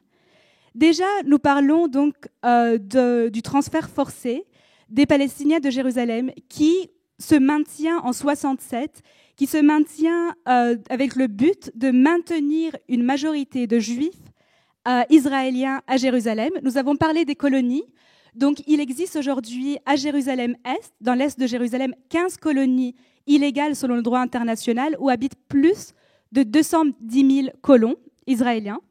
Mais aussi dans les plans même de la municipalité de Jérusalem, ça a été mentionné, il y a des objectifs démographiques. En 1973, c'était d'avoir un ratio de 70-30, donc 70% de Juifs, 30% de Palestiniens. Ça a été revisité en 2009 par le plan 2020, qui met en place un ratio de 60-40, et c'est un plan que suit la municipalité. Les Palestiniens ne peuvent pas dépasser les 40% de la population de Jérusalem. Donc, depuis 1967, Israël va développer un système légal, politique, mais aussi un système militaire de transfert forcé des Palestiniens de Jérusalem pour atteindre le but démographique. Le transfert est silencieux. C'est pas comme en 1948 ou en 1967 où on mettait des gens dans des tracteurs et qu'on les sortait des frontières, qu'on les déportait. Ce transfert, il est planifié, il est institutionnalisé et il est intégré dans les lois mêmes de l'état d'occupation. Il faut le rappeler, le transfert forcé de la population palestinienne est un crime de guerre et s'il est commis dans le cadre d'une attaque généralisée ou systématique, c'est un crime contre l'humanité. La déportation, ce n'est pas seulement le transfert physique, mais aussi de mettre des pressions psychologiques sur la population palestinienne pour qu'elle sorte de la ville de Jérusalem. Je vais prendre plusieurs exemples. Aujourd'hui, le statut de résident, comme on en a déjà parlé, c'est un statut qui est révocable. Aujourd'hui, 300 200 Palestiniens habitent à Jérusalem. Depuis 1967, Israël crée de plus en plus de critères afin de révoquer la résidence de ces Palestiniens. Une fois le statut révoqué, un Palestinien de Jérusalem ne peut plus légalement vivre dans la ville. Le premier critère depuis 1967, c'était si on vivait 7 ans à l'étranger ou plus. Ensuite, c'est devenu aussi si notre centre de vie n'est plus Jérusalem. Donc, qu'est-ce que ça veut dire, notre centre de vie n'est plus Jérusalem? Pour un Palestinien, il faut prouver qu'on paye des taxes d'habitation, un loyer, des factures d'électricité, d'eau, que les enfants vont à l'école à Jérusalem, qu'on travaille à Jérusalem, pour pouvoir maintenir notre statut de résident dans la ville. Entre 1967 et 2015, il y a plus de 14 500 résidences qui ont été révoquées. Cependant, après l'introduction du critère de centre de vie, c'est plus de 11 500 statuts de résidents qui sont révoqués. D'un autre côté, et on parlait aussi de la planification urbaine, ce qui est très important, c'est de comprendre que pour les Palestiniens de Jérusalem, nous avons le droit de construire seulement sur 13% de Jérusalem-Est. 35% de Jérusalem-Est a été confisqué pour les colonies, tandis que 30% n'est pas du tout planifié et 22% ce sont des espaces verts où on ne peut pas construire. De plus, les Palestiniens n'obtiennent pas de permis de construire. Dans les dernières années, les statistiques qu'on a, c'est 7% des permis de construire ont été attribués aux Palestiniens. Donc les Palestiniens qui sont obligés de construire, parce que la population augmente, vont construire sans permis de construire. Entre 2004 et 2017, nous avons plus de 746 maisons qui ont été démolies. De ces maisons, 2668 Palestiniens vont être déplacés. Aujourd'hui, un tiers de la population palestinienne de Jérusalem-Est vit dans une maison qui est construite sans permis de construire. Et donc, on a 100 000 Palestiniens qui vivent dans une maison où ils sont menacés d'être transférés de force à travers la démolition de cette maison. Enfin, la troisième politique dont je vais parler, c'est la politique du regroupement familial. Dima en a parlé. La politique de regroupement familial vise à limiter la croissance des Palestiniens de Jérusalem. Nous sommes 300 200 aujourd'hui. Avec le mariage, depuis 2003, le partenaire, la personne qui vient à travers le regroupement familial à Jérusalem, n'a plus le droit d'avoir un permis de résidence de Jérusalem. Et cette personne doit renouveler un permis temporaire chaque an ou chaque 2 ans. Ces permis temporaires sont très facilement révocables. Mais en plus de cela, pour prétendre à ce permis, Israël va mettre en place des critères pour le regroupement familial. L'homme doit avoir 35 ans, la femme 25 ans pour faire une demande de réunification familiale et venir vivre à Jérusalem. De plus, il faut que la personne prouve son centre de vie est Jérusalem et personne de la famille ne doit être un risque sécuritaire qui n'est pas défini. Entre 2000 et 2013, 43% des demandes de réunification familiale vont être refusées, 20% sur la base de sécurité qui n'est pas définie. Et depuis 2008, il est important de noter que le regroupement familial avec Gaza est complètement interdit. Maintenant, je vais juste prendre un exemple de législation pour parler de ce que vous m'avez demandé concernant la révocation punitive des résidences. En 2006, le gouvernement israélien, le ministre de l'Intérieur israélien, va révoquer la résidence de 4 Palestiniens de Jérusalem sur base de manquement d'allégeance. Bien sûr, le manquement d'allégeance n'est pas défini à cette époque et les 4 personnes vont faire une pétition à la Cour suprême israélienne en 2006. Cependant, le ministre d'Intérieur israélien qui viendra après, en 2016, va aussi révoquer la résidence de 3 jeunes Palestiniens pour avoir lancé des pierres sur une voiture qui aurait mené au décès du conducteur. Cependant, jusque-là, la pétition n'avait pas été adressée par la Cour suprême israélienne et ce n'est qu'en septembre 2017 que la Cour suprême israélienne va rendre son jugement. Le jugement va être que révoquer des résidences des Palestiniens sur base de manquement d'allégeance est illégal. Cependant, il donne 6 mois au gouvernement, au Parlement, pour changer la loi. Et c'est là que le 7 mars 2018, le Parlement va amender la loi qui va permettre aux ministres aujourd'hui, depuis mars 2018, de révoquer la résidence des Palestiniens sur la base de manquement d'allégeance. Donc, le manquement d'allégeance va être défini d'une manière très générale. Un acte terroriste, tel que défini dans la loi de contre-terrorisme, mais aussi l'assistance et l'incitation à un acte terroriste, ou même la participation à un groupe terroriste. Il faut rappeler que tous les partis politiques palestiniens sont des organisations terroristes selon les Israéliens. Donc cette loi permettrait au ministre de l'Intérieur de révoquer la résidence de n'importe quel Palestinien se basant sur n'importe quel de ces critères, sans qu'ils soient définis par une loi concrètement. Et donc ça, c'est une loi qui nous fait vraiment très, très, très peur aux Palestiniens à Jérusalem. Mais je voulais prendre un cas aussi pour illustrer cette loi. Donc même avant que la loi soit acceptée, 5 jeunes ont été accusés en septembre 2015 de lancer des pierres sur une voiture israélienne qui aurait mené au décès du conducteur selon les Israéliens. En janvier 2016, avant même le jugement, avant même que la Cour se soit prononcée sur l'acte, le ministre de l'Intérieur va révoquer la résidence de 3 de ces jeunes, dont Abed Douayat. Et ce n'est que l'année d'après que Abed Douayat est jugé. Il aura 18 ans de prison ferme et 100 000 shekels d'amende, ça fait autour de 20 000 euros.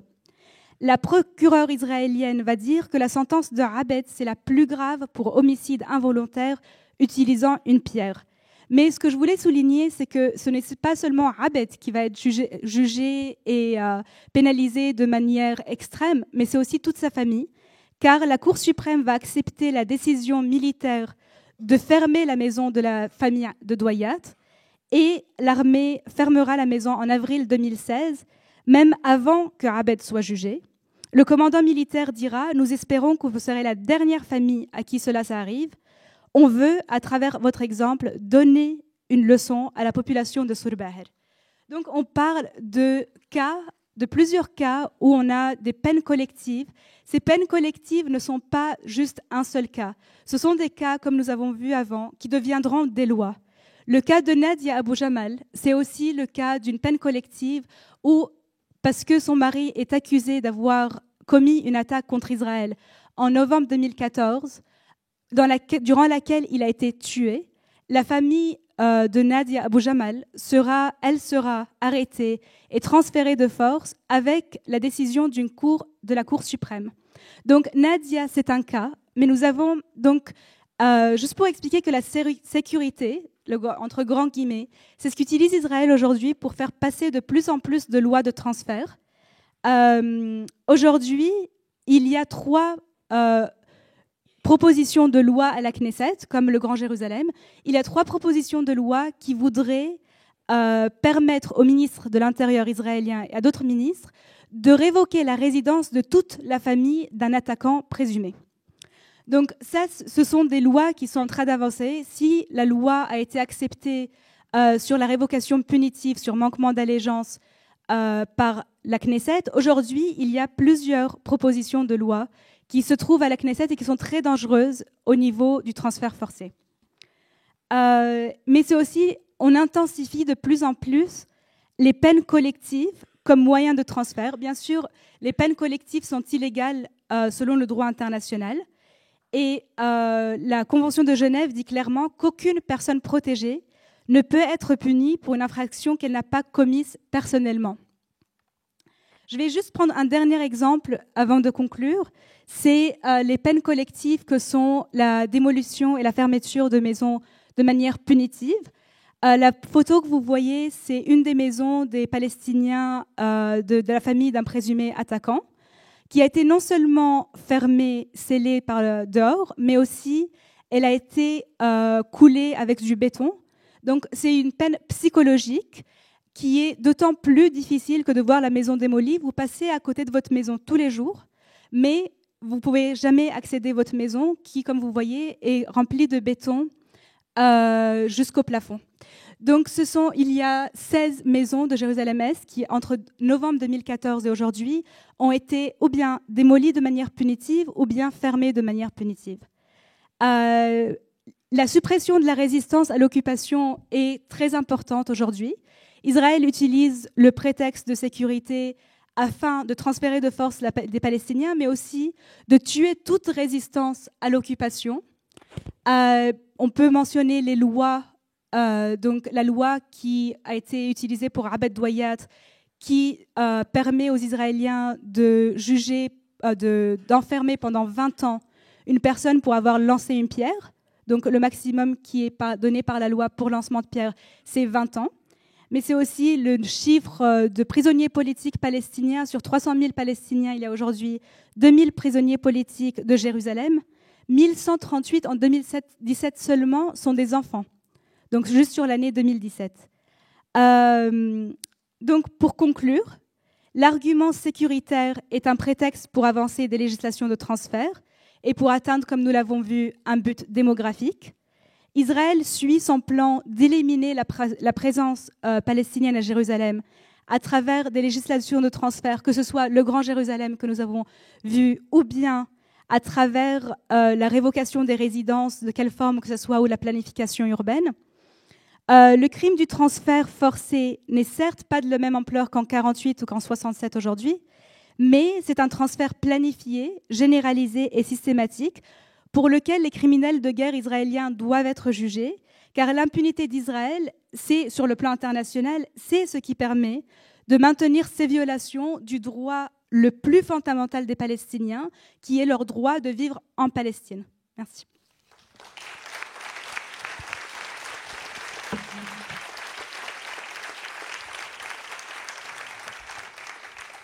Merci Nada Awad et merci pour cette transition que vous faites venir toute seule. J'ai presque rien à faire pour passer la parole à Sharon Veil, qui est maîtresse de conférences en droit international à Sciences Po Paris et à l'Université américaine de Paris.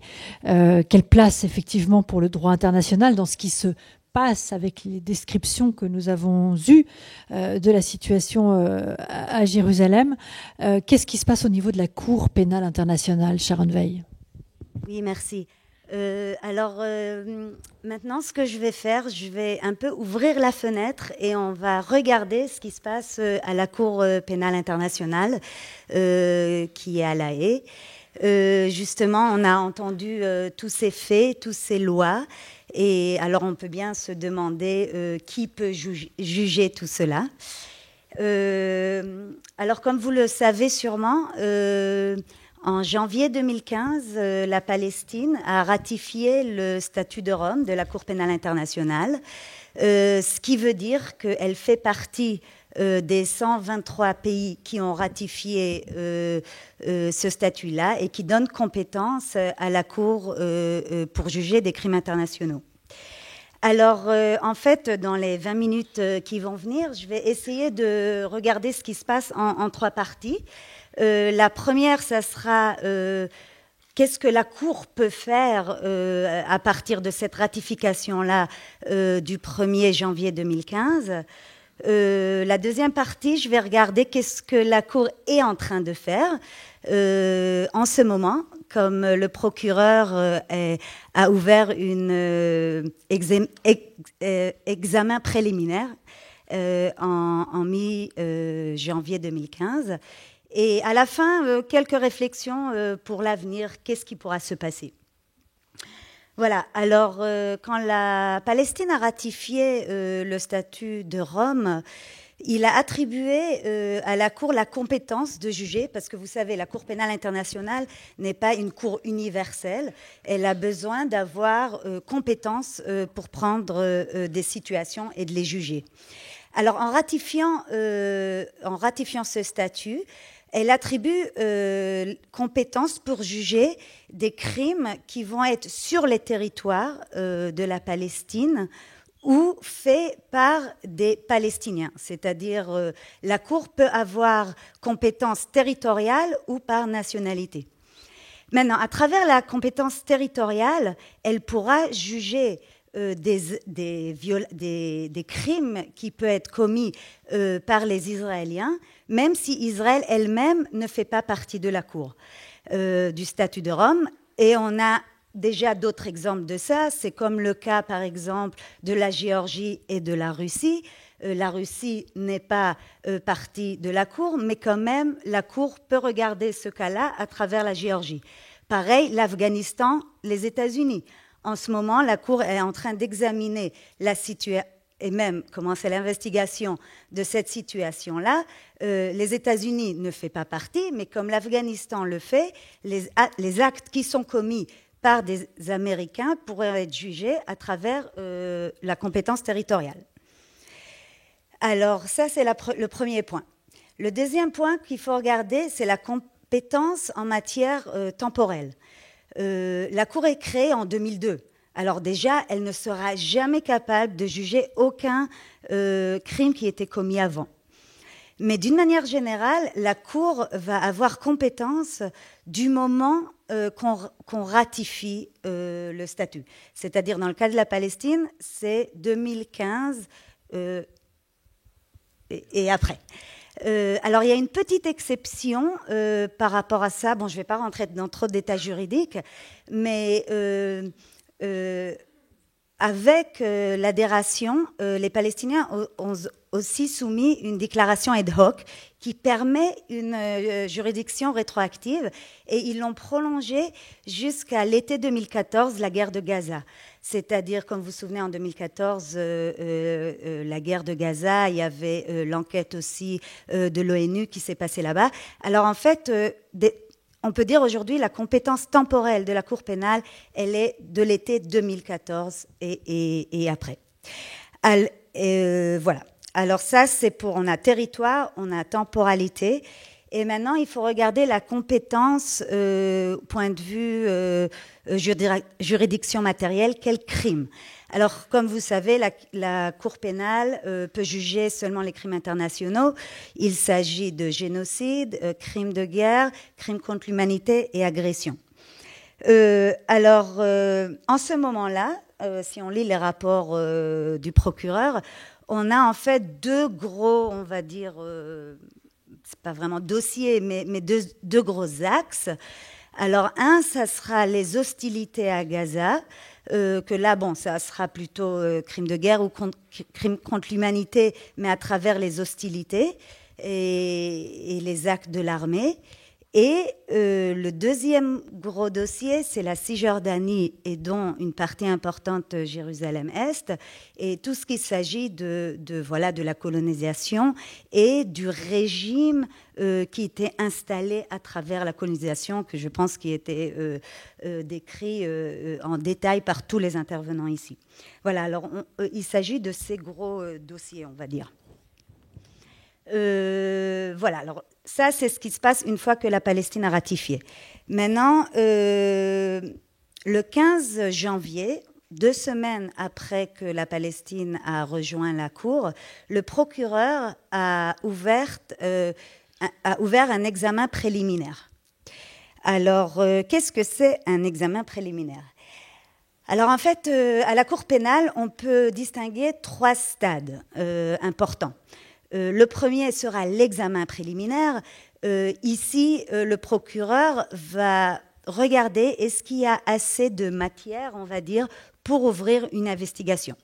Si oui, on peut ouvrir l'investigation, et c'est ici qu'on peut avoir des mandats d'arrêt, etc. On va faire tout le nécessaire pour établir l'acte d'accusation. Une fois qu'on aura l'acte d'accusation, ça va passer au jugement. Voilà, c'est très schématique, un peu vite fait, mais juste pour voir ces 3 grandes phases. Alors en ce moment, on est dans la première phase, la phase préliminaire. Il faut juste rajouter que dans cette phase-là, alors le procureur peut recevoir, le bureau du procureur peut recevoir des communications des individus, des ONG, voilà, de tout le monde. Bon, mais il faut quand même avoir une argumentation juridique.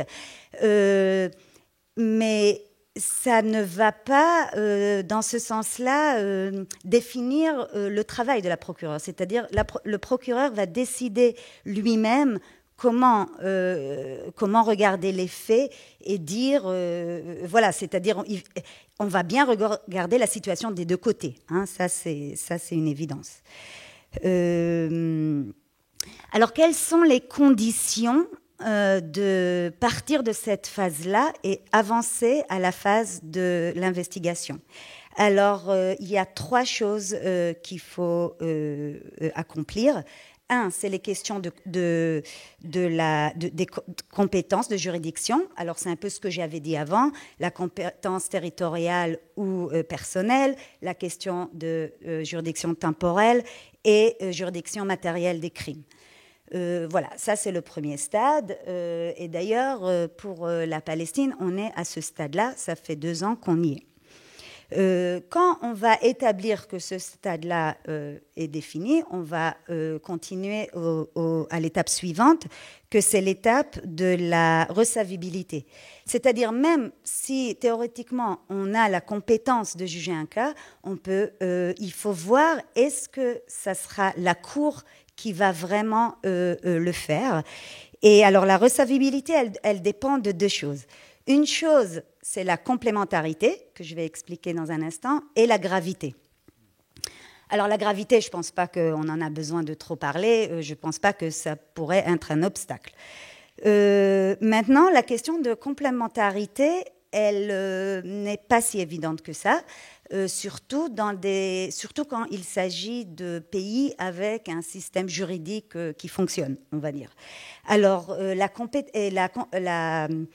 complémentarité veut dire que la Cour pénale internationale, elle est la juridiction de dernier ressort, on peut dire. Elle n'a pas la priorité. Alors, si les juridictions nationales sont en train d'investiguer et de juger les cas, voilà, les cas ne pourront pas être examinés et jugés par la Cour pénale internationale. Maintenant, maintenant, pour ce qui se passe en Israël, alors effectivement, il faudra distinguer par les actes militaires, les actions militaires, que c'est vrai que l'armée a ouvert beaucoup d'investigations. Et bon, il y a beaucoup de, comment dire, d'investigations, mais qui n'aboutit, on va dire, à nulle part. Mais en tout cas, il y a un mécanisme qui est mis en place. Alors, c'est vrai qu'il faudra prouver que le système juridique israélien n'est pas en mesure de le faire, ce qui pourra prendre du temps à le faire. C'est pas impossible, mais il faudra juste ce temps-là pour le démontrer. Je pense que dans ce qui concerne les colonies, ça peut être un peu plus facile parce que la Cour israélienne de justice, clairement, ne juge pas cette question-là. Elle s'est toujours, voilà, elle a dit que c'est une question politique, c'est pas à la justice de le faire, voilà, parce que la Cour israélienne, elle ne sera pas en mesure de le faire. Alors, de cette manière-là, ça sera peut-être plus facile. Et en plus, on voit bien toutes ces lois qui sont en train de faire. Et il y a eu une loi qui est sortie, qui était issue aussi en mars, il me semble, 2018, une loi qui demande de légaliser tous les colonies qui étaient faites sur des territoires privés, des terres privées de Palestiniens, ce qui était approuvé, et maintenant c'est devant la Cour suprême israélienne. Alors ça sera très intéressant de voir la décision de la Cour suprême par rapport à ça, justement à l'instar de la Cour pénale internationale. Voilà. Alors ça, c'est par rapport à la complémentarité.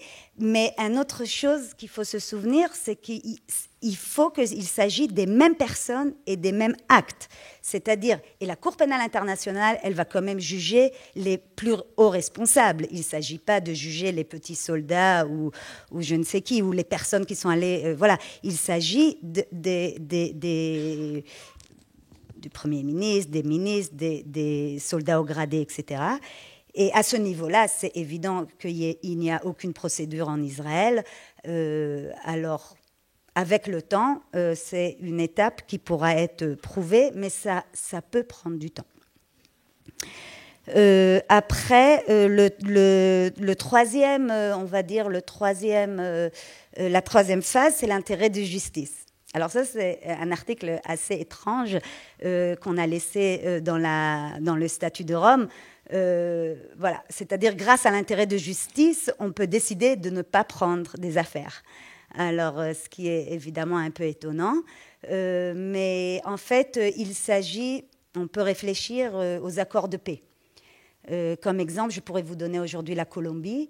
La Colombie, ça fait déjà beaucoup d'années qu'elle est dans cette phase préliminaire. Mais sûrement, le procureur ne va pas avoir un intérêt aujourd'hui quand il y a des accords de paix, quand il y a des systèmes mis en place. Voilà, c'est ça un peu l'idée de cet article-là. Alors, j'ai un peu allé vite et je n'ai pas dit les crimes qu'il s'agit. Bon, on a un peu parlé, vous avez mentionné un crime. Alors, il y a les crimes de guerre de transfert de population, c'est-à-dire que c'est quand l'État occupant transfère sa propre population dans les territoires occupés, c'est un crime de guerre. On peut penser aux crimes contre l'humanité de persécution, apartheid, ou sinon il y a autres crimes graves. Voilà. Alors on pourrait penser à différents chefs d'accusation qui pourra rentrer dans la situation de Jérusalem et la Cisjordanie plus en général. Voilà, alors maintenant, qu'est-ce qu'on peut s'attendre? Ça, c'est la bonne question. Vous savez, on n'est jamais déçu, ça dépend qu'est-ce qu'on s'attend. Voilà. Hein. Alors moi, comme vraiment j'ai plus trop d'attente, je ne pense pas que je pourrais être déçue, je pourrais être juste surprise. Alors voilà, ça c'est un peu où on en est aujourd'hui avec la justice internationale. Mais il y a quand même quelques points qui vaut la peine d'être soulignés. La première, c'est que la Cour pénale internationale est en ce moment sous énorme critique des pays africains. C'est-à-dire que tous les pays africains ont bien ratifié, ils ont fait ce qu'on leur a dit de faire. Et aujourd'hui, on voit que tous les cas qui sont actuellement en procès, ils sont des procès africains et la majorité des cas, pas la majorité, presque tous les cas qui sont sous investigation. Bon, ce n'est pas non plus par hasard, parce que c'est eux-mêmes qui ont référé les cas. Hein. Alors voilà, c'est aussi, il faut se souvenir de ça. Mais c'est vrai qu'il y a une grande pression par rapport à ça. Est-ce que c'est une cour seulement pour les Noirs, etc. Et on voit même des pays qui menacent de quitter ou qui sont en train de quitter. Alors on a vu la Burundi qui a quitté, l'Afrique du Sud qui voulait quitter, mais finalement ça ne l'était pas possible juridiquement dans leur propre système constitutionnel.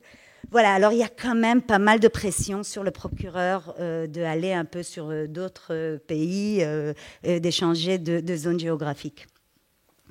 Et on peut déjà le voir très bien, c'est-à-dire, il me semble que c'était il y a 2 ans, pour la première fois, un cas non africain a bousculé de la première phase d'examen préliminaire à l'investigation, et c'était la Géorgie et la Russie, c'est-à-dire c'est pas non plus n'importe quel pays, et c'est quand même un grand pays qui est aujourd'hui dans cette phase-là d'investigation.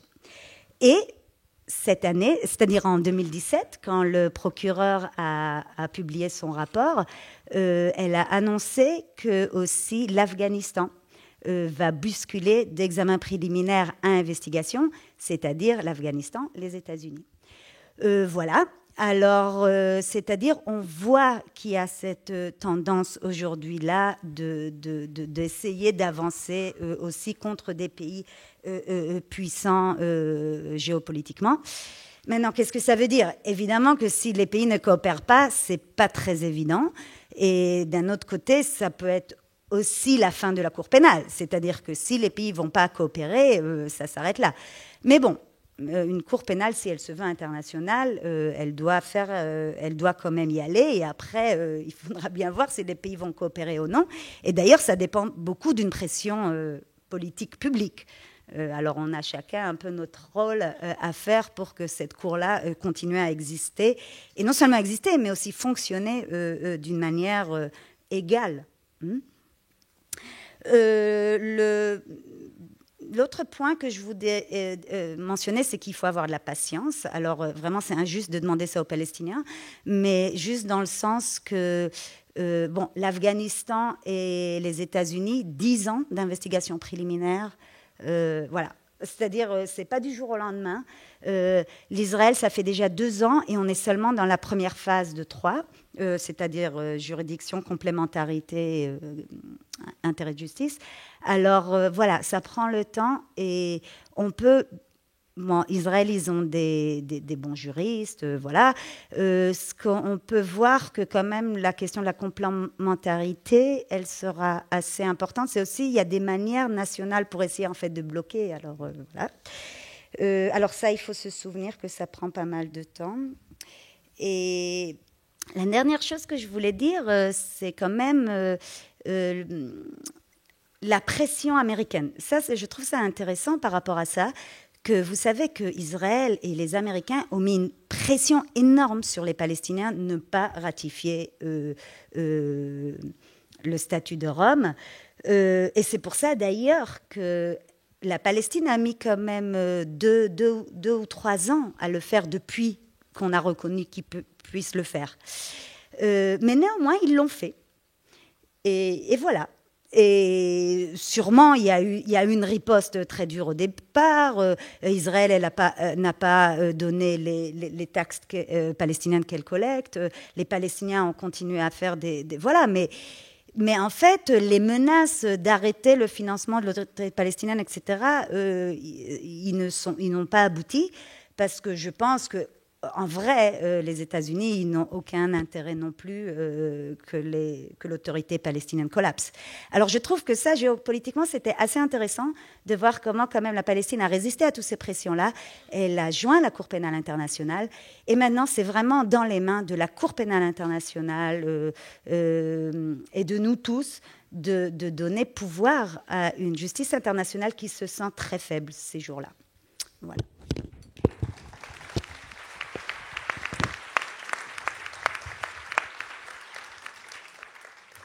Merci Sharon Veil. Alors on est un peu surpris effectivement de ce que vous évoquez, des lenteurs de la justice, et ça me permet peut-être, juste avant de vous proposer d'avoir quelques questions et de les exprimer, il nous reste 8 minutes avant la fin de cette table ronde, mais précisément peut-être revenir avec Vincent Lemire, patience aux Palestiniens. Alors voilà, vous évoquiez tout à l'heure le début de la troisième intifada. Les Palestiniens semblent ne pas avoir la patience que requerrait la procédure à la Cour pénale internationale.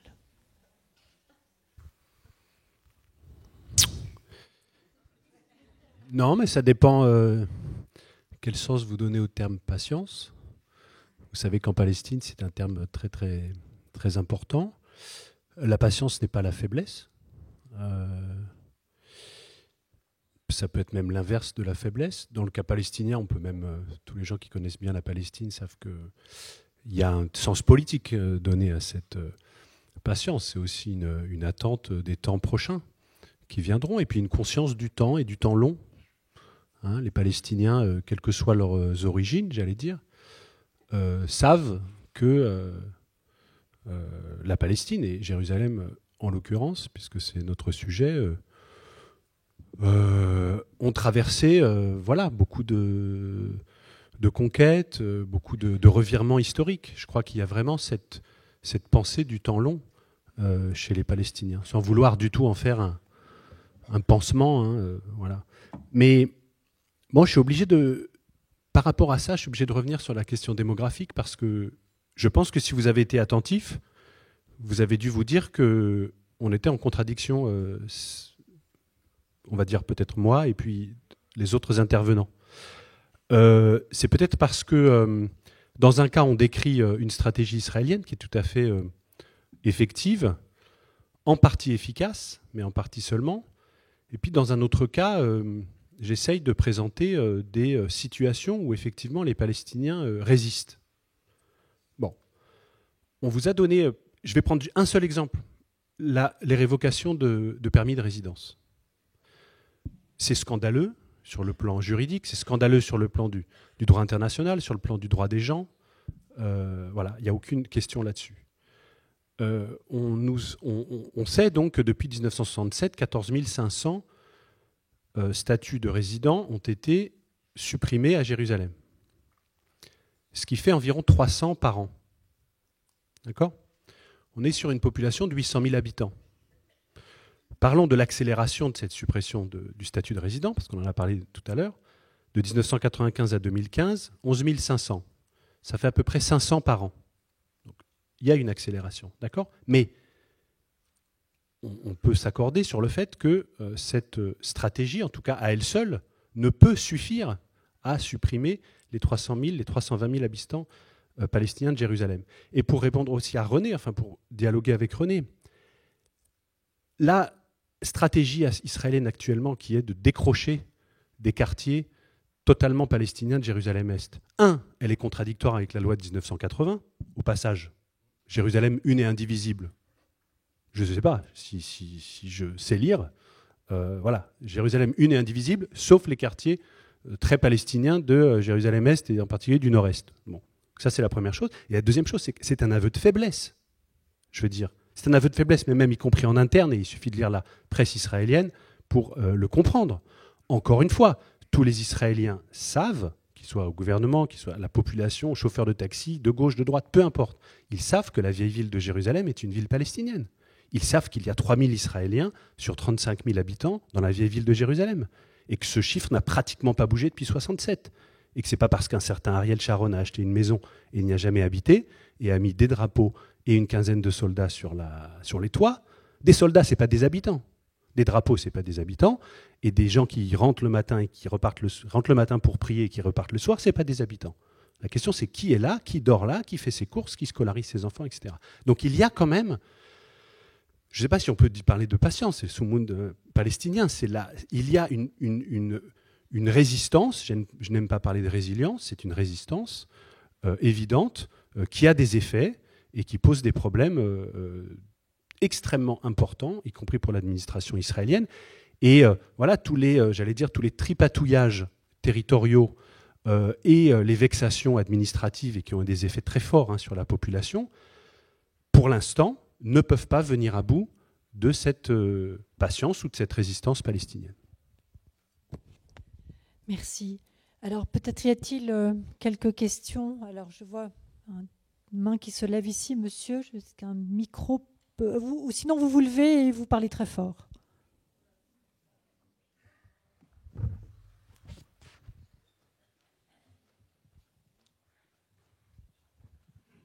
Oui.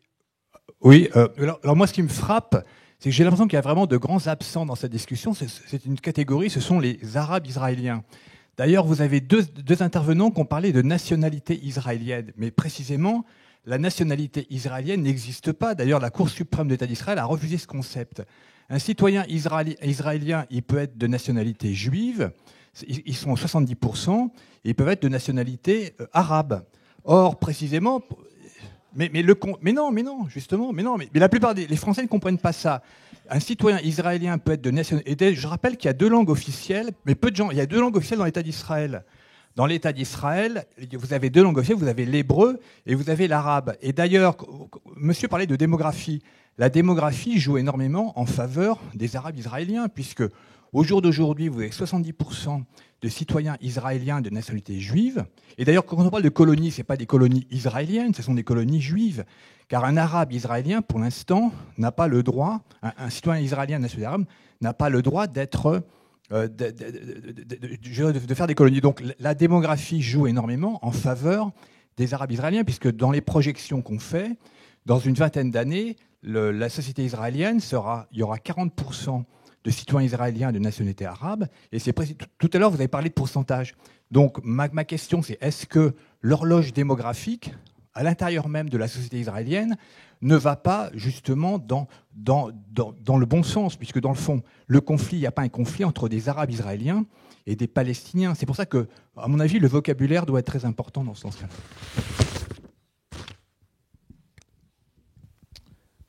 Qui souhaite répondre ? Très rapidement, il y a une confusion pour le coup de vocabulaire dans votre prise de parole.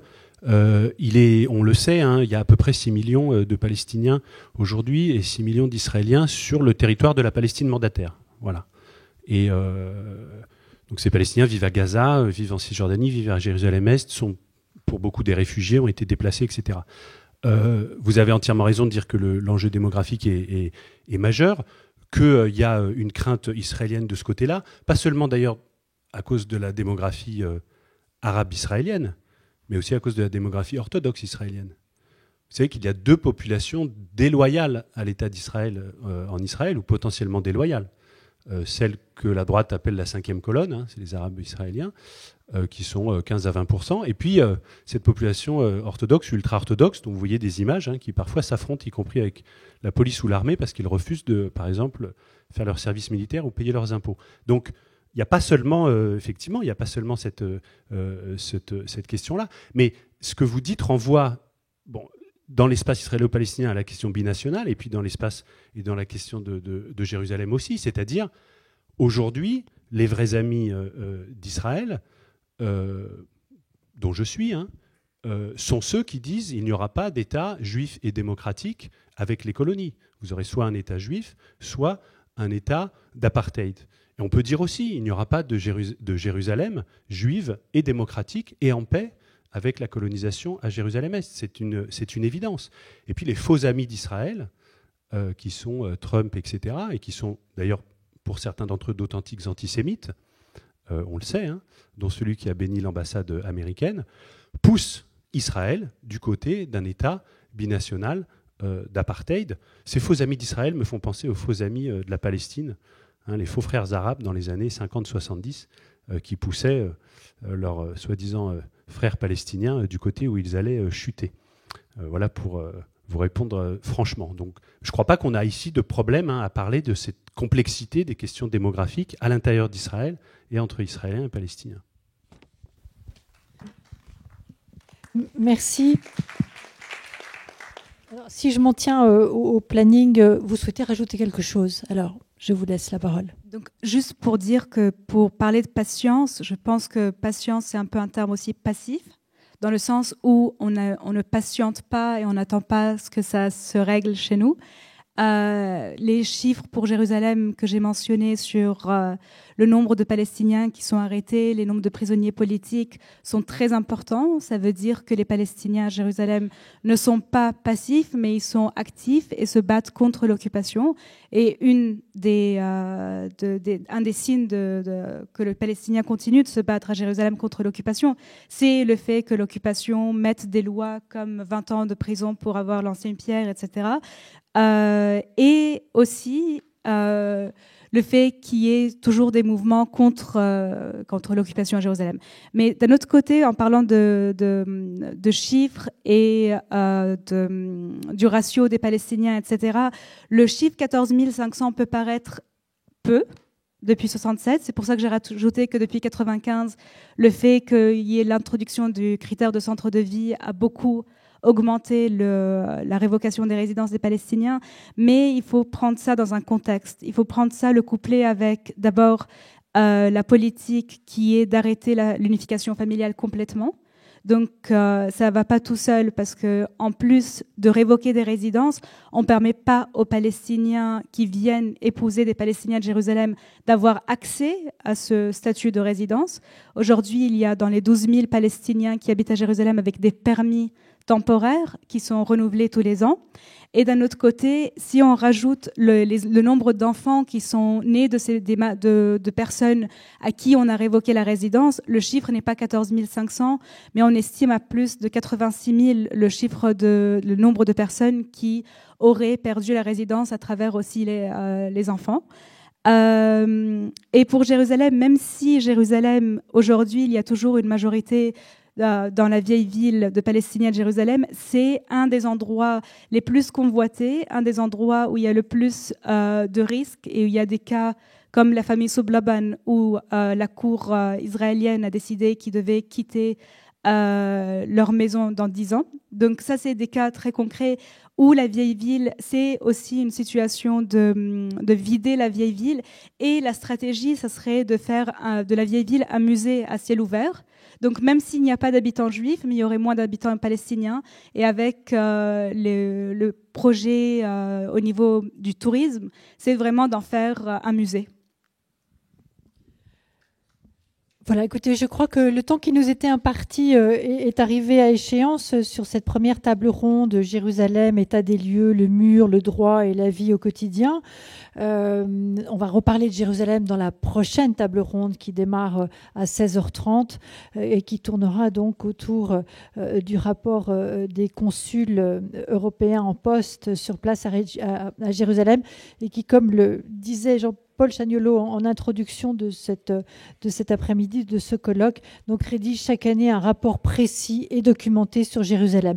Je crois qu'on peut remercier Vincent Lemire, René Bachmann, Nada Awad, Dima Al-Sajdeva et Sharon Veil.